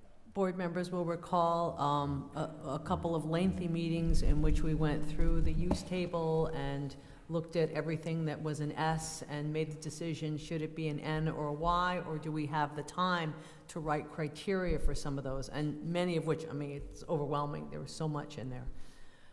So I think that's what Jamie's referring to. Joe? So if I understand your initial phase, your proof of concept, you intend to work within the existing trailer that's there, that's 320 or 370 square feet? No, so the proposal would be well, we've talked about bringing the garage from the neighbor for the neighboring property, or what we're discussing now is a new container to be dropped on the site. When, if you recall, back when the pizza shop, surf shop was being redeveloped and considered, we went through a development review process for 2 containers. One of those containers was never utilized, and my client went a different route, and the building is what it is today. So we know there's capacity. It's a large site, and the idea is to drop a container on, because it's self-contained. We'd have to do hurricane ties and go through that whole development review process. We went several months through that process for the pizza shop, or the surf shop, excuse me. So the idea would be to put some type of a structure on this property. Right now, it's a storage container, because that's the most economical. It's self-contained. We can fit what we need in it. And if we expanded beyond that, we'd have to come back. But the idea is to manufacture this off-site to scale it up if it becomes a bigger thing. So I think I get it all. We have that proposal, but it's also a proposal up to 1,500, which would be glad to scale down to 1,270 if I heard you right. But why shouldn't this board consider giving you approval for the accessory use, but limit it to the size of what your initial trailer is? At that point, you'd have a proof of concept, and then you could come back and say, this is what we want to do, up to 1,270. So when we could look at that point, you know you want to go forward. We, at that point, would be able to look at maybe a rendering of 3 trailers stacked, or a separate building, post a beam, whatever you want to do, instead of the board now approving up to the 1,270 and not really knowing what we're going to end up with, which 1,270 is it's a pretty significant structure. And I'm saying that in the context I want to see you successful. I think this is a great project. But why not the board give you approval for doing this operation within a trailer, and then once you have a better idea of what you want to do for a structure, and then we could review that in the context of renderings and how it fits in the area. No, that's a fair question. Obviously, we want to build in some flexibility. So depending on the type of building, if it's post and beam, the container, which is now being considered, or the garage from the neighboring property, having this ordinance in place and being able to work with the town and have that flexibility is important, because if we go through all this, it's already, at least four meetings and meetings with staff initially that led us to this proposal to begin with. It's a long process, respectfully, it's an important process. But if we do want to expand upon that, we have to come for development plan review anyway. We'd like to have the regulations put in place now, because we're in front of you, we're going through the time and expense to do it. Honestly, it doesn't make sense to keep coming back and doing the ordinance and then doing this again. We're trying to be transparent about the flexibility and where we're going to start, but we know we have to come back in front of you anyway, even if it does expand. So we're giving you the initial concept, and if it does grow, we'd have to come in front of you, but we'd like the framework in place before all the time and money is invested in something larger. The question is, they could just build a structure tomorrow. Right. And then come back and ask, they didn't do that, right? But they could. It depends on depends on the characteristics of the structure of the project. I mean, if it's a storage shed, something along that line, potentially they could. Accessory dwelling and built it to what was there, the square footage we're talking about, and then they said, oh yeah, now we're gonna come back for the. The question is if whether or not the improvement qualifies for a development plan review. There are standards that say, if this, then development plan review, if this, so it's kind of tied to the use of the property and the type of the proposal. Yeah. And Go ahead, Jay, sorry. And I just wanted to, I put this up real quick. This is the definition in the zoning ordinance of accessory use, and you can see that it's described as being customarily incidental and subordinate to the principal use. Would it make sense to approve an ordinance change that entertained, pick it, 1,200 square feet, 1,500 square feet? And what if a neighboring property came in and the restaurant was 800 square feet? Would a 1,200 or a 1,500 square foot accessory building be accessory? It wouldn't. So I'm kind of like, in my zoning experience, I would look at it and look proportionally at the size of the lot, at what's there. So again, I think that one size fits all doesn't necessarily apply. It's vague enough here where we understand customarily incidental and subordinate to would mean if you have 1,000 square foot building, you can't be the accessory can't be any larger than 1,000 square feet. It can't outcompete the other. But it's got to meet all the building requirements, right? The coverage and all that other stuff as well. That's why those laws and requirements are in there, correct? No, yeah, it does. Yeah. It does. It seems as though the big unknown, which is why we've been getting into some of the details, is whether or not it actually will come back for DPR. Mr. Landry said if it grows, they will come back. So that unknown, I think, makes it difficult for the board to just, I don't want to say carte blanche, but Right. allow these So- changes without any ability to screening, as you mentioned earlier, or any of the other details that might enhance the site and the project. I think consideration of the accessory use with appropriate standards that the board feels that needs to be incorporated in a general sense would be appropriate. With that, if that were to get passed and then they wanted to execute on that, more than likely, I have to go back and look at the DPR standards, but more than likely it will come back to you for the DPR for them to actually get approval to do that so that they can build the structure in accordance with building code and everything else that's required. They would need that approval first. Yeah, it's difficult to try to envision this. When I look at these type of things, I don't necessarily look at the applicant in the property. I kind of step back and say, okay, for the CN zone, what if somebody over there wanted to do it, or over here? I don't appreciate having to go through and look and see, well, this ordinance was put in place because of the specifications that were presented by one person. Generally speaking, is it appropriate for the zone? yes, okay, to what extent is it appropriate? And what safeguards do you want to have in that, knowing that when they do decide to execute on it, they have to come back for development plan review anyway? So these standards would be part of what is conveyed to the council? Correct. If the board felt that there was a need for some type of Yeah. standards associated with that. Now, what we've heard is it's a test kitchen and it's relatively small. What would be the concerns with that type of operation generally? Anyway, right, yeah. And a question for Mr. Landry. When you referred to the lots, you said only the lots that were owned or controlled by the applicant. What's the difference between owned and controlled? Oh, yeah, so I think there was a question at the last hearing, how many of the lots proposed for the zone change my client controls or owns, I guess is a better word. And Kevin can correct me, I think it was at least 80%, more than a majority of the lots that are proposed he owns. And I say under his control because they're owned by various entities or LLCs, but he has control or ownership over those LLCs. Oh, okay.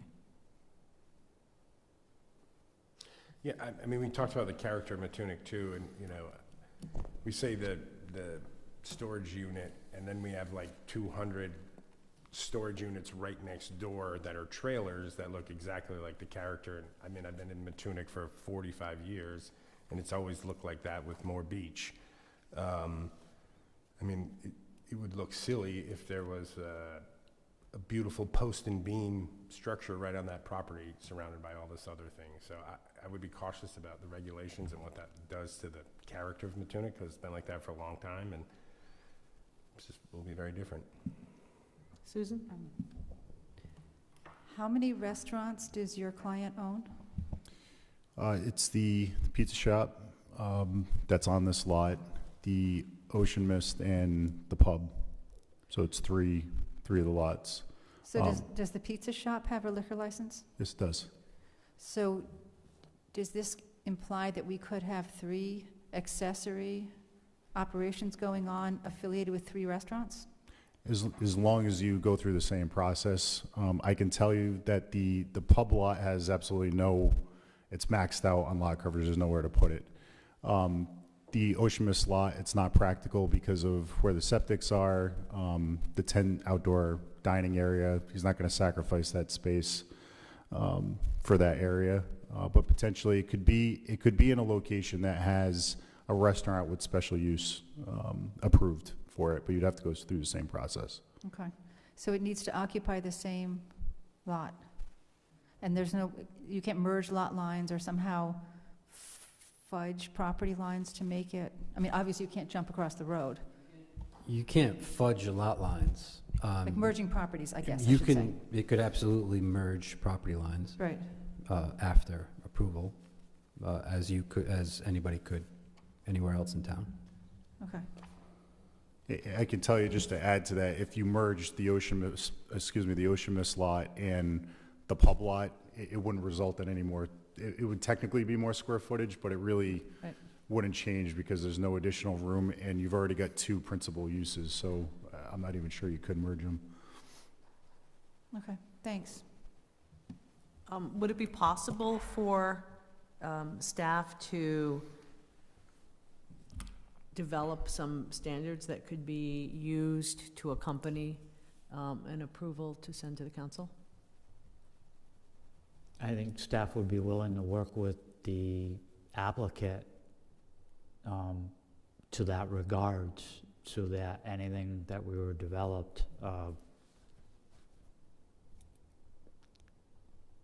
don't want to use the term interfere, but anything that was developed would still serve a dual purpose of giving the planning board some idea of certainty of an end product, as well as giving the applicant some certainty of what the expectations of any development were on the property.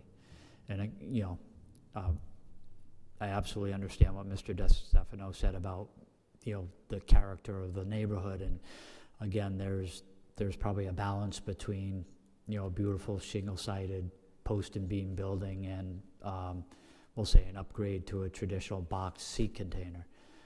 I've seen the reuse of sea containers in suburban, urban, and coastal settings that elevate a traditional sea container to more match the vibrancy of the community it's being placed in versus just getting that standard box. It just may simply mean the color that the box is painted, or adding a lean-to to it, or an overhang, or there are mechanisms for that. So I think we can and are willing to accomplish that with the applicant. It seems as that would be helpful, and have that meeting as soon as possible. Sure, and we certainly have no objection to that. I mean, we want to Great. continue to work I think with the that would town. help all of us. Yeah, no problem. Madam Chair, just to take that a step further, I personally would appreciate if the board members had any concerns or anything in their mind that they would say, you know, this should really be considered in a standard. This is something that sticks out to them that you would be concerned about that could articulate in that. In my opinion, there probably are two things in my head that I think are applicable, and that's one, the storage of materials outside of the container, if that would ever be a possibility, or what that would look like. We're talking about the confines of a accessory structure. Are we going to limit everything to inside the accessory structure, or the waste material? I know you compost it. Where does it go? For how long? And where is it outside of that structure? And the second thing, which I am familiar with, obviously, but I don't know exactly how it would apply in a situation like this, would be obnoxious smell. There are quite a bit of neighbors nearby. I don't know exactly how much of an odor that system would make, but it does make a little bit of when you're actively brewing, it does make a little bit of a smell that is... It's different, Jay. It's different, yes. Thank you, James. Thank you. I'm not sure that like a carbon system or something to scrub is appropriate for this level. But again, it's something to consider. It's really the only two things that I could think of that would warrant some consideration, possibly. And I don't know if Kevin can speak to that, or I'm sure there's nothing in the small systems that you've seen that do anything like that. There's new ideas coming up.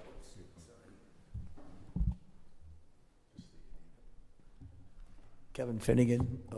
There's new, in my eyes, if the idea can be done, it's first and foremost. And then after that, dive down the good rabbit hole of making this as happy as all of us would want it. You can scrub it if you have a bigger system. I think a smaller one, I don't think it's, with the wind and everything, I don't think it's going to be an issue. If it scales up, it's going off the property. So in my opinion, I don't think that's an issue. And again, it's an issue generally, but is it an issue at this scale? And I don't know the answer to that question, and that's just kind of why I put it out there. Yep. Those are good thoughts, Jay. Susan? Hey, so I have a question. Can you remind me exactly how this would operate? Is this something that the public visits? Are there tastings? Can I shop there? And I'm specifically concerned about parking and whether or not, if this is going to be something to attract more car traffic to the village, has there been some thought to accommodate the parking for that? Because, you know. Yeah, so the idea is not to attract anybody that's not already in the area. This is an ancillary service to a lot of the operation that Kevin already provides there. I think we talked about how, you know, people were ordering pizza from out of town. He provided a pizza place so people could order it in town. The idea is that this is going to be complementary to existing uses on the property, particularly the pizza shop operation. The state law does allow the sale of like growlers in very limited quantities from an operation like this, a test kitchen operation. The idea, I think what Kevin can speak to this, is to make it born out of Matunic, have the footprint here, and then if it becomes popular, he could distribute it through a distributor, which is required, sell it at the Ocean Mist, the pizza shop, and then, you know, scale up production off-site at a manufacturing facility. But the idea is that you're providing a service to people that are already in Matunic. And you should have a copy of the letter from John Shevlin from Par Engineering, who reviewed the proposal and said that it would be minimal traffic impacts, including parking, deliveries, and things of that nature. Okay, so thank you. So can I go down and sit on the lawn and drink a beer on the property, or is it just takeaway? Well, you can already get a drink at the pizza shop because it's got a liquor license. Yes. So this would just be an additional beverage option for the pizza shop operation. But there's a good chance this could become a very popular destination. On a Saturday afternoon, let's go down to Matunic and have a beer on the lawn, or on the, whatever. So if this does become a destination spot for people to day trip, to go, like, is there accommodation for that? And do we need to worry about that? Or is that going to be limited in some way, that it doesn't become a Tilted Barn kind of destination? That's exactly right. So this is absolutely not the intent to make it a tilted barn, and I think my client's been pretty emphatic about that, but it's a very reasonable concern. That is not that is not the intent of this. This is to say it's born out of Matunic, have the product originate from there, and potentially distribute it to his other operations and throughout the state on a different scale basis. Now, there is a liquor service area that's attached to the liquor license that allows the patio that's already existing to the pizza shop restaurant. So none of that would change. So if we can accommodate the guests at the pizza shop and the outdoor patio there, that's the only liquor service area. There's not going to be, a lawn seating area. Like, that's not the idea, to draw people in just to go to this test kitchen. I guess is a better way to answer your question. Did I Yep, no, that's encapsulate that? That's pretty much it right there. And you mentioned, because you have to apply for a brewery, so everybody thinks brewery, and Tilted Barn comes up all the time. The original Tilted Barn was like a little tilted shed, and that's it. That's where we're stopping. We're not going to go to Big Barn, self-distribution, all that. They built a brewery. But if you remember, the original Tilted Barn was, pretty tiny.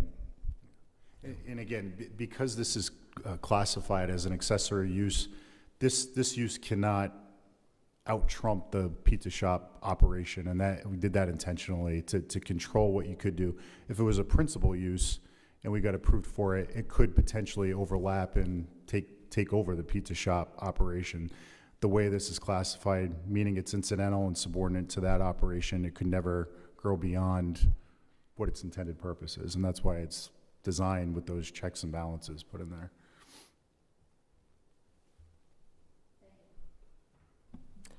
So we will leave it to staff to meet with you folks and work on developing some kind of appropriate standards. I think Jay's suggestions were all good. Some research obviously is worthwhile with regard to the smell or any mitigation or whatever other people are doing at that scale, if anything.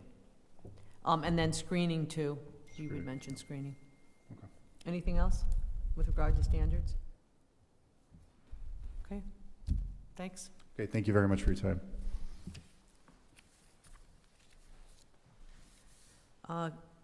Is everyone all right with the 5-minute break?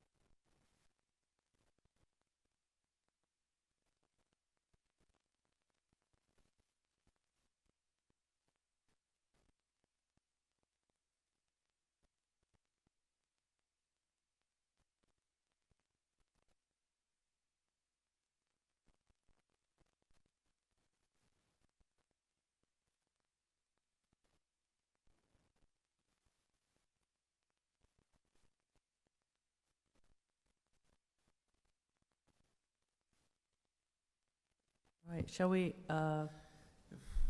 continue on with discussion and possible action to change regular and work session meeting start times to 6:30? We'd had a conversation at our last meeting. I believe it was agreed upon to go to 6:30. If somebody would like to make a motion to that effect? I'll make the motion. I think it was, kind of, half people wanted 6, half people wanted 7. 6:30 was a compromise, Right. and therefore I'll make the motion that we change it to 6:30. Motion from Joe to change to 6:30. Is there a I'll second? Second from Liz. Any further discussion? Hearing none. All those in favor say aye. Aye. Motion carries. So, Madam Chair, that would all start in 2 weeks. Okay, Okay, so the next regularly scheduled meeting will be 6:30. sounds good. Role of the TRC associated with legislative changes to Rhode Island land use law. Jamie, Andy? So just as a point, there had been some discussions of what is the formal role of the TRC with the changes of new legislation. Can it take a more authoritative role? Does it remain advisory as it has, except in a few instances in some of our beach communities? But what is the long-term objectives of TRC and how more or less regulatory does it get? So I'll turn that over to Andy. Yeah, maybe.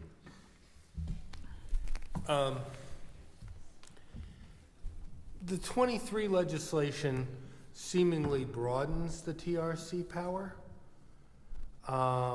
because of the language that talks about the, it's up to the town whether to decide the TRC or the planning board, and it seems to make it more so. The 24 legislation, which pending, seems to go backward, seems to be restricting the areas of what is controlled by development plan review to begin with. And so I think that would also affect the TRC. So I don't know where it's going. And what about the TRC with regard to the new regulations for minor subdivisions without road creation, whereby the administrative officer is responsible for approving or denying a project with no input from the planning board? How might the TRC role play in that kind of a situation? I think you could have the TRC provide advice to the administrative officer. Okay. That's been our opinion. That's where we are at this point in time. Yep.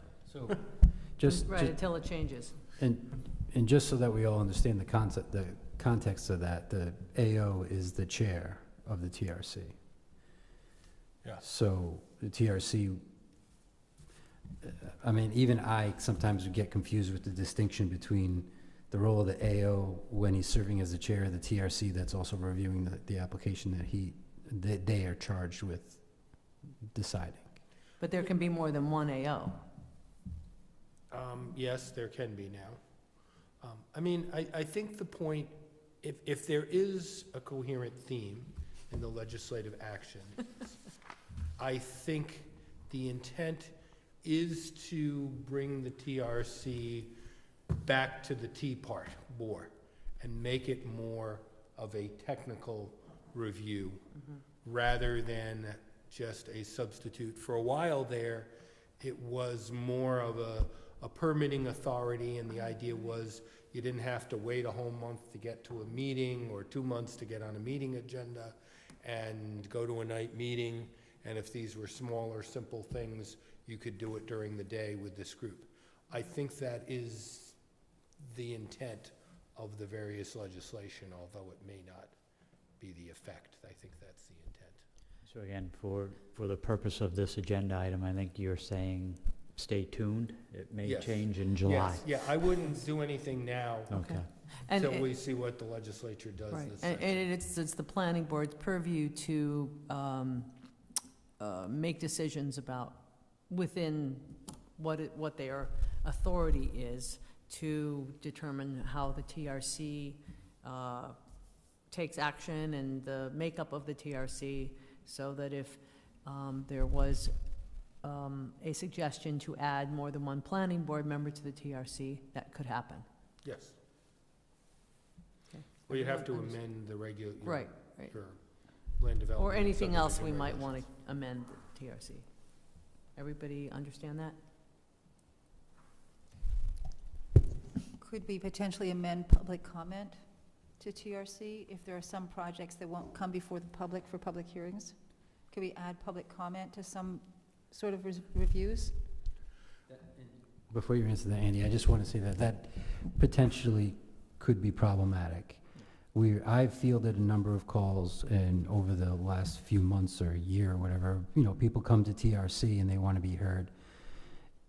Public comes to the TRC and wants to be heard on applications, and I very delicately tell them that, we're a technical board made up of staff. We don't have the authority to approve or deny, and your comments are most likely appropriate for the planning board, not necessarily us.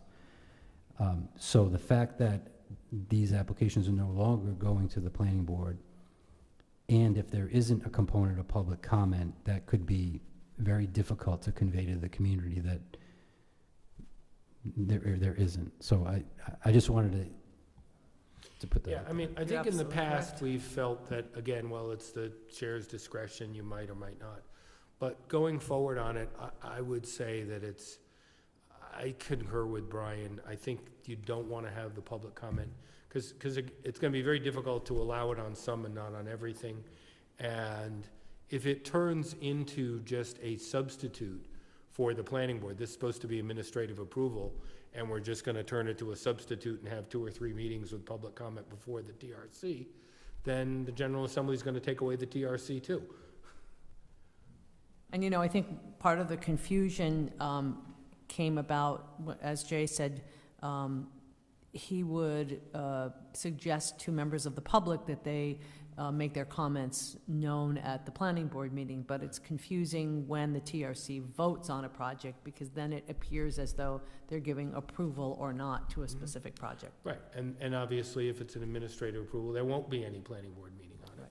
So, that's difficult, but, and I know some communities are doing it and allowing public comment, or allowing it at the discretion of the chair. And some chairs have said, some AOs have said, well, I'm gonna allow anybody to speak if they want. But I just caution against it, both because of the time expansion which it will cause, and, the risk of losing it completely. I do think it's a good to add notice to help, make sure people know about stuff. But it should be to come and listen rather than to speak. And there's always the option to allow public comment in writing for the That would record. be another way to do it.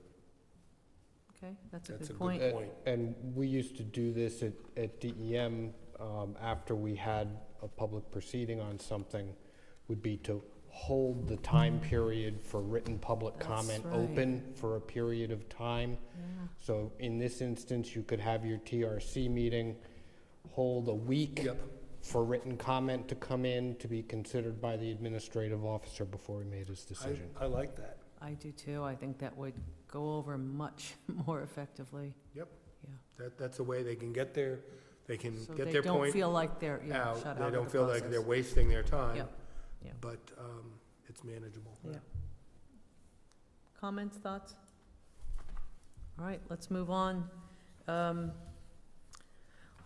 Land use regulatory process, discussion and possible actions on revised planning application forms, checklists, and processes. Jay? So, over the last 5+ months, I've been working to revise our checklists and application process to something that works better than what we have. I personally struggle routinely with applications that get submitted. They get submitted in various forms and complexities, and Some are complete, some are woefully incomplete, and the amount of time that it takes to process those, I can't explain how I feel we need to move on with this. We need to do a better job of it. There's a lot of information that was sent out to you guys, and without spending a ton of time on it, basically, these applications were put together for content, pretty much. I didn't have a whole lot of time to make them, to format them and make them all look pretty, but the content of what's in them is what is important. I've included a different spin on this, a different take that I made on this was putting questions in the application form to get specific answers from them. Kind of queuing them up to applicants up to what is going to be important, what needs to be required. And it also gives us the ability, for instance, I'll scroll down here, to put help text in to remind applicants that, for instance, on properties that have a wetland on the property, that wetland edge needs to be verified. That is something that is woefully inadequate in our current checklist. And in many communities, I'm not even sure that it's mandatory, but obviously it's important when you talk about land suitable for development in the realm of subdivision density. And these applications, the application that's put forward can be migrated to online if we choose to do that. But I felt it was important that we provide an area where the application cues them to answer questions about a project, but then also cues up requirements or certain things that I don't say routinely get overlooked, but do get overlooked. For instance, we recently had an application where the AMI percentage it was confusing as to what was being specified, and there was very little discussion about it. And aside from one sentence in a 4-page, 5-page narrative, it wasn't really discussed 4 or 5 times it was before the board. Part of that is on us, but there's so many moving parts to these applications, particularly when they're incomplete and, for lack of a better word, lackluster. We're human. You shift your attention to certain things and you forget about what's over here. This has been designed to kind of help that. They are lengthy, but all of that information is going to make a better product for us and for the applicant. They're going to know what's being asked of them. They're going to know the requirements that go along with it. Follow up to Jay, we have an application simply that there was a requirement that you show wetlands, or if you don't show wetlands, you provide an affidavit that there aren't any. And we had an applicant's representative basically arguing to say, I put a note on sheet 3. Well, it's great that you put a note on sheet, but our regulations require an affidavit to be submitted with your application. And what Jay's trying to do is make that almost bulletproof, that if you didn't submit the affidavit with your application, you kind of can't move on. Right. That you have to check that box. If you want to be redundant and put a note on the plans, that's wonderful too, but our regulations require you to submit paperwork, not just a note on the plans. And a lot of times we're experiencing that the actual applicant's consultants will spend more effort writing half a page on why they didn't comply with the regulations versus simply submitting the affidavit as required. And to Jay's point, we're trying to make it more bulletproof on the applicant side, so it's clearer, because we know the engineer is going back to the landowner saying, I don't know why the town's requiring me to do this. I've never had to do it before, yet it's in the regulations, so. Right. Jay, so the better checklist, and is this combined with electronic permitting? Potentially. Okay. Potentially. This would definitely be more expedient for an applicant and make the whole process more effective, because they wouldn't be going backwards and trying to get something they forgot. Right, and so it is a little more arduous, it is lengthy, it does take a little more time, but it is key in making sure that the applications are complete. And one of the biggest gripes out there about municipalities is, I submitted the application and it's just this bouncing ball constantly. We never get complete. We're always getting hung up. Well, probably because maybe they didn't look at the checklist thoroughly, or we can't effectuate that. All we can do is continue to send them back letters saying, you still didn't get it. You still didn't get it. It's on the checklist. It's on the checklist. So this would help clarify that. And some of the, one of the other bigger points to note that's definitely different than the way we've been receiving things is the concept of a site plan set instead of calling out a existing conditions plan, proposed conditions plan. That set includes generally 4 pages, a cover page, mandatory, an existing conditions page, mandatory, proposed conditions, and grading and stormwater design. My intent, and this is something I've struggled with also, is there are descriptions of a property, whether or not it's in a TMDL, or whether or not there are flood zones on the property, or if it's a historic district, or any of those. What engineers or whoever put the plans together do is they find a blank spot on some sheet and they stick it over there. So I get a site plan set that's 26 pages long, and I'm looking for a reference to historic district and I can't find it.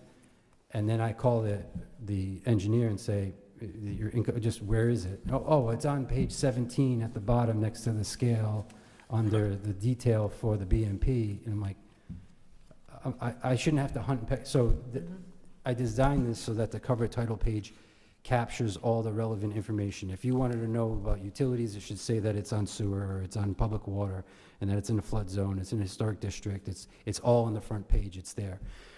This could present some agita for people because they're not used to that, but to me it makes sense. We're all gonna know where to look for the information when it comes in, and they're gonna know where they have to put it when they put the plan together. That's a little different than what's done now. What happens now is we get the plan of the day from whatever engineer it is and how they submit it. Sometimes what I struggle with too is we'll get a relatively minor application where they'll just submit a proposed conditions plan. And our checklist says they need existing conditions. Can we glean enough off of that proposed conditions plan? Or do we really need to go back and say, you gotta give me an existing conditions plan, even though all the information is already on the proposed plan? This helps to kind of clean that up. And again, I don't want to go on and on and on because there is so much information on this, Yep. but I revised this so many times that I don't even know where to start to bring things forward to. So I would leave it to you guys. If you guys had a chance to look at them, if you have any comments or concerns or things I might have missed, I'm all ears. I'm absolutely appreciative of any feedback we get. Thank you. This was a lot of work. I do not envy you, having spent all these months doing this. I have one comment, maybe a question. Is it possible that we could look at reducing the number of full-size drawings required by the applicant? I mean, one, that's a cost to the applicant, and two, reviewing it, truthfully find it clumsy looking at a full-size drawing when maybe a C-size could do. Great point, Joe. Absolutely. My whole intent on this was to get, the other benefit for the applicant is that they submit their information. We then indicate how many copies they need and what they are before they go and produce. Now, I can give you at least 8 or 10 projects that we've done in the last 3 years where I was throwing out 15-page sets of plans, 8 copies of them, 3 times because they were continually revised at the expense of the applicant. Crazy. This would allow us to be able to show us the plan. Does it look good? Are you all good? Yeah, you're good. Give us 7 by 11 by 17s or whatever we're going to prescribe for that. Obviously, that's the purview of the boards as to what size plans you guys want to receive. I don't think we're specific. I'm not specific in here at that level yet to say exactly how many they're going to need to produce. But clearly, whatever the board feels comfortable with. I do know the big ones are difficult at times, but sometimes that's the only way you can really glean the information you want on the more complicated projects. I had a couple of things that you might want to add. You may want to have them show at the appropriate stage what the limit of disturbance will be. Also mentioned in some of these stages of review, it says what your monumentation will be, what your future monumentation, but there may be existing monumentation, and that would be something for them to put on the, also, checkoff box, is it, you have different things, coastal features or whatever, is it a scenic roadway? And then there's also reference to National Historic Register designation, but it just refers to a structure. Sometimes those designations include the land and a view shed, and you wouldn't want to necessarily separate them if applicable. That's all I have. Susan? These look great. This is, I think we all appreciate how much work went into this. This is great. I have a couple of questions on here. Following what Maria just said about historical designations for buildings, I would maybe request in the opening portion where you have sort of the survey of what the application is, have a box that asks deliberately to the developer if there are any historic structures on the property, if there's any historic features, if there's anything, a historic cemetery, if there's any kind of natural or cultural features on the property. We've had 3 cases in the last year or 2 where it was not noted to us that there was something going on with that property that we should have known about. And it wasn't listed on the plan, but even if it was, I think that's something we could miss. And so I think a deliberate question asking the developer to think carefully, wait, are there any cemeteries on this property, instead of just noting it somewhere on a site plan. I think it would be a really, because of our cultural resources in this town, I think it would be a helpful thing to add to the opening portion of this. And then the only other comment I had was on the LMI affordable sections. On each of these, I found the language to be confusing, between 80% and 120%, and I would be, if I was a developer, and especially an inexperienced one, I would be very confused by the terminology here, the inconsistency. Yeah, that needs to be cleaned up. Well, what I did in that paragraph is that the first paragraph is a reference to our local zoning ordinance, section 502.6 for inclusionary zoning. That is the wording that is in our ordinance currently. And then the second one comes right out of state law that defines affordable housing. There's some different language in there that leads to confusion, and we probably could do away with the direct reference to that exact language and come up with something that is a little less complicated but says the same thing. Yeah. Thank you for that. Thank you. And the inclusionary zoning is going to potentially change the criteria for it based on pending legislation as well. That keeps changing.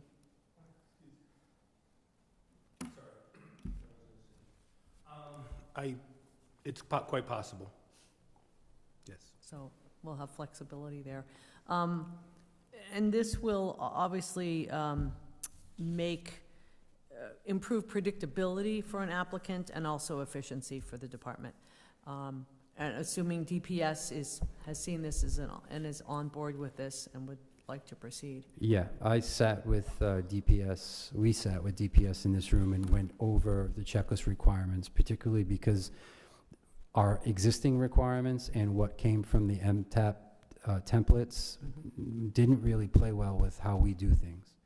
So we sat down with DPS and went through the process saying, okay, for a planning application, when they submit, what do they need? And soil erosion control, for instance, they handle soil erosion control post planning board approval. But yet there was requirements for a CERC plan to be submitted. So why a CERC plan if it's not done until later? And engineering agreed. They said there's changes, there's things that we look for that aren't necessarily in line with what's in the planning application. So we kind of were able to dissect some of that out. So would the best way to move this forward be to advertise this for a public hearing? They need to be adopted as part of the subdivision regulations, yes. So it would be an amendment to the regulations to replace the existing checklist and And I believe our applications are in the subregs as well, to replace them with these. Now, Andy, I had a question. Is there a way that the board could allow the administrative officer to make changes to these without going through a public hearing for the amendment of the subregs? I'm thinking in two aspects. One, formatting. If we just wanted to clean up things, or let's say there was a typo and that we could clean it up without necessarily coming back because it wasn't much of substance. Or since we routinely review applications and at times things jump out at us, if we miss things, do we have to come back, or is there a way that the planning board can grant the AO the ability of making changes on their behalf, and then we can report back out to them, much like we do on a monthly basis with the actions of the administrative officer? Well, I think certainly, I mean, I don't even think you need to have the approval for the applications. Most land development subdivision regulations don't have the applications in them. So I think you could definitely not include the applications and leave that as a staff thing. Checklists are usually in the applications. And I think certainly, I mean, I think you'd have the power to typos and formatting and stuff like that. You'd have that power inherently anyway. And if the planning board wanted to authorize changes to the checklist, I think it could. I mean, part of our mindset is could the planning board have language, regulatory language that says, as part of the application process, the AO shall maintain the required checklist associated with all applications. Yes, I And then the AO is the keeper of the checklist. So those, again, there wouldn't be any wholesale changes contemplated by the AO without consultation to the planning board. But if, we have a request for 10 things and we realize it should be 11, having to go back through the process could be arduous. As we've mentioned, this is an evolving checklist. We're gonna get feedback, through the first 6+ months and even after that, to keep coming back to you saying, yeah, another applicant found a glitch, we need to change, we need to whatever we need to do to make those changes, versus the administrative officer working through the planning board shall be the keeper of all checklists associated with the regulatory requirements of applications. Because we've been talking about this for 4 or 5 years, so Yeah. it'd be nice to just get it done. And I haven't, we hadn't really had the time to go in, dive in and deal with it, but with the way things have been going, with applications that have been submitted, it's clear to me that we needed to be updated. So what kind of a motion would you need, Andy? Now? Yeah.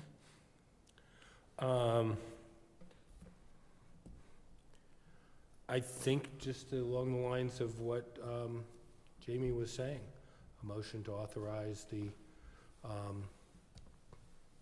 administrative officer to maintain and revise the applications as necessary. As far as the checklist goes, I think the checklists are in your regs currently, so you'd have to remove them in order to give that power. But the applications could be done just... Wait, say that again? The checklists are now in your regulations. Yep. So you can't authorize a change without amending the regulations. But the applications are not, correct? Application is. It is in the regs? It's the application, the owner authorization form, project team form, Okay. and then all the checklists. And we've Were been, they in the regs when they were last adopted, or we just added them to the...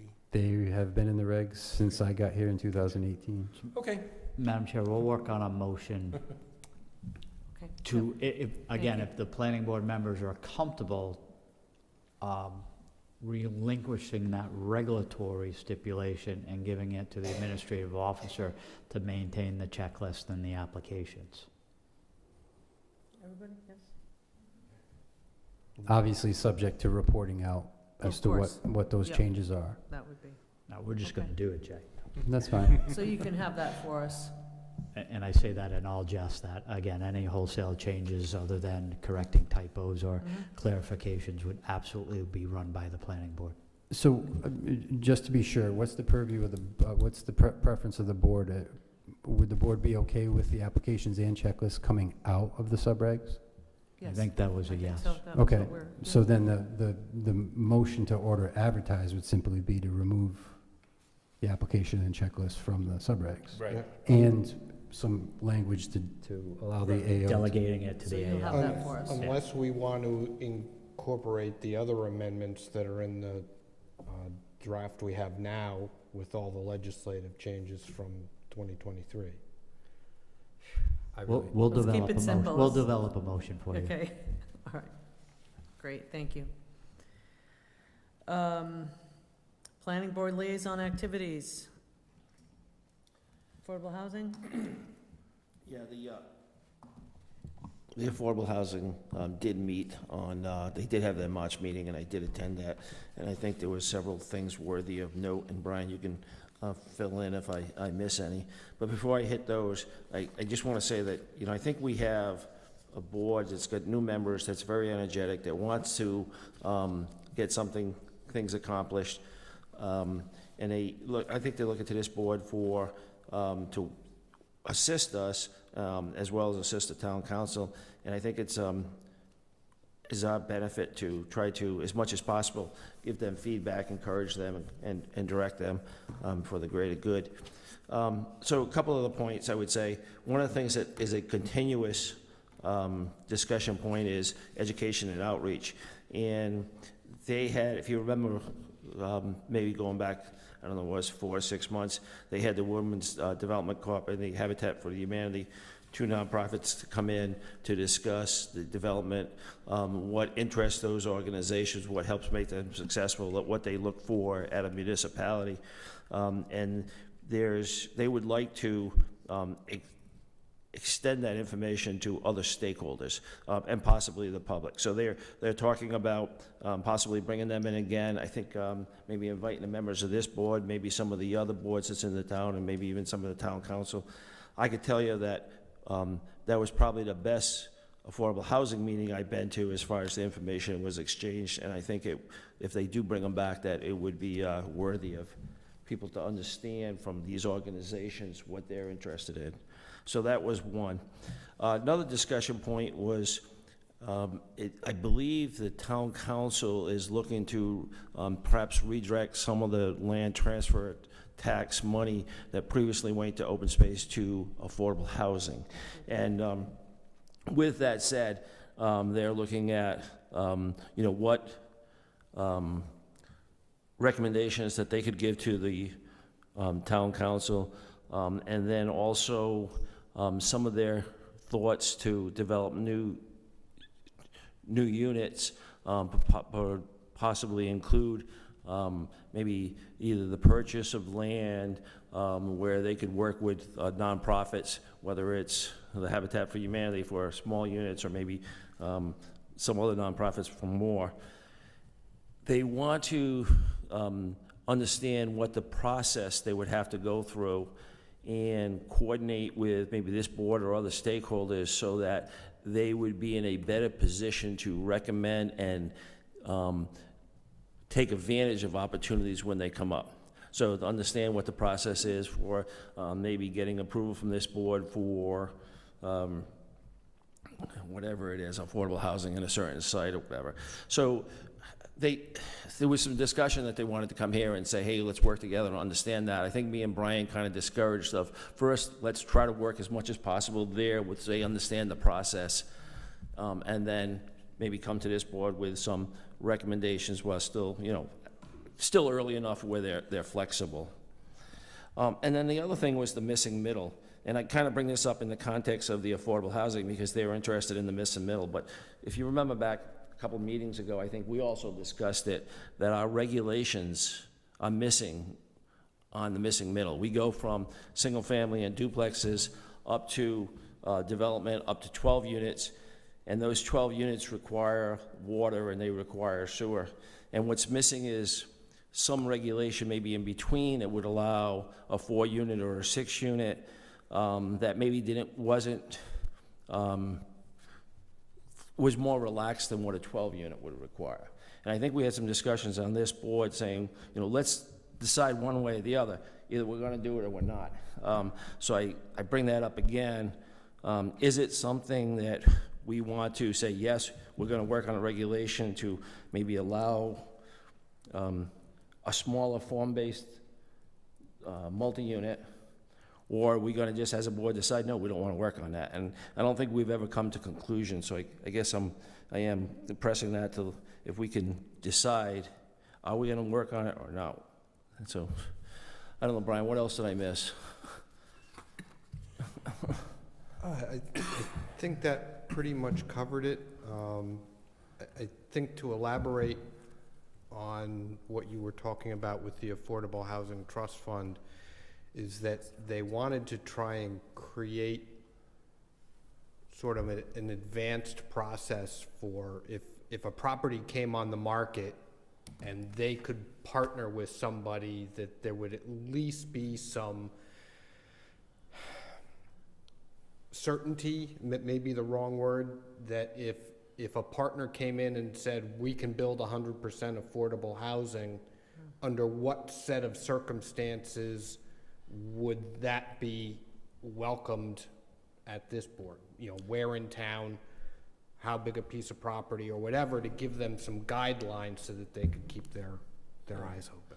Yeah, so they feel comfortable making a recommendation to both this board and the town council, and under relatively quick timeframes, because somebody that's selling it's not going to wait 6 months to, make a decision. And I think we have encouraged and endorsed that in the past. I think that they probably need to, as far as this trust fund, there should be some research, because other communities have done this, and partners with nonprofits. So whatever the process should be and any legal issues, that would be helpful for them to know with certainty what the process would be. How do they go about it? Well, it's a little bit of a balancing act. We certainly encourage them that they're not quite ready yet.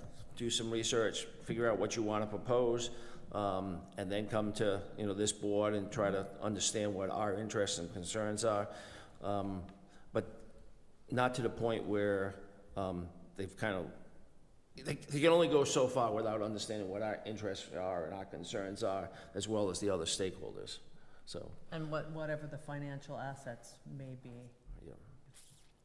Yeah, it's a little unclear, because the town council did make a decision to reroute all of the real estate conveyance tax money into the Affordable Housing Fund. I'm a little unclear about when that happens, because the money only gets distributed once a year at the end of June. And so I'm unclear whether all of the money for this past year will go into the trust fund come the end of this June, or whether it's a portion of the last year from when they made the decision, or whether it will start in the next fiscal year. But there's a chance, at least according to the town council, that they could have $600,000 to $800,000 in real estate conveyance tax money in that account at the end of the fiscal year. So. Yeah, I don't think the council was that specific. They just said for a year. So that would be helpful. And I think they understand. I think me and Brian try to make it a point that you got this money. You need to do the research. You need to do the hard work and come up with good ideas. Because if you don't, you're not going to get it next year. So you got this opportunity. Do the hard work. Do the research. They want to work with this board and come up with, these are the things that we recommend. And I think Joe and I are on the same page. There's a lot of energy, there's a lot of discussion. We need to get them to boil down some of this concept into some firm ideas that they can bring to you for discussion, because right now it would just be a very wide-ranging, fuzzy discussion with no conclusion. So with that said, I would recommend that we have some, we can discuss this when's the appropriate time, but we have a joint work session with them, and we try to direct them and encourage them in a specific direction. And I think that they would more than welcome that. That's a good idea. And it would be helpful if it was a little bit boiled down at that point so that they can give us some concrete ideas. And Joe mentioned that they were working on public outreach. Joe's absolutely right. The meeting that we had with those two groups was absolutely one of the best board meetings I've had since I've worked here.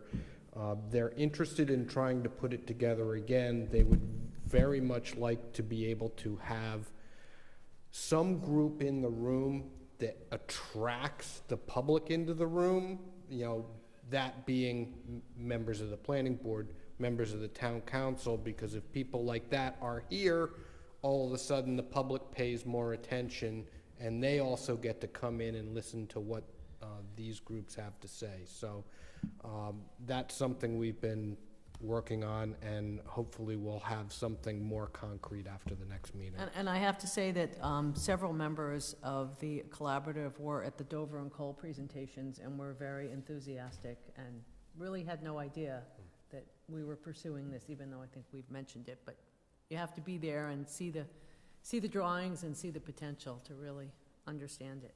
I think it's funny, you think we draw a crowd. Well, it's a work session, I mean. Taylor Swift or someone like that, maybe.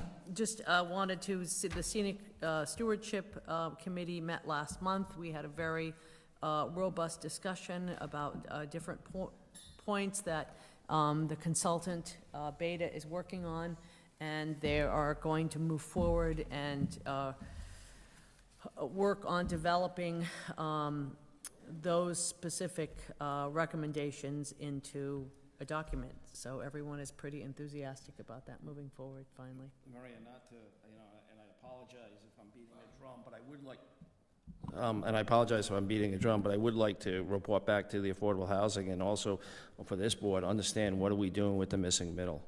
I think we agreed at one of our recent work sessions that we're going to try to find that portion and discuss that and see what changes we can make.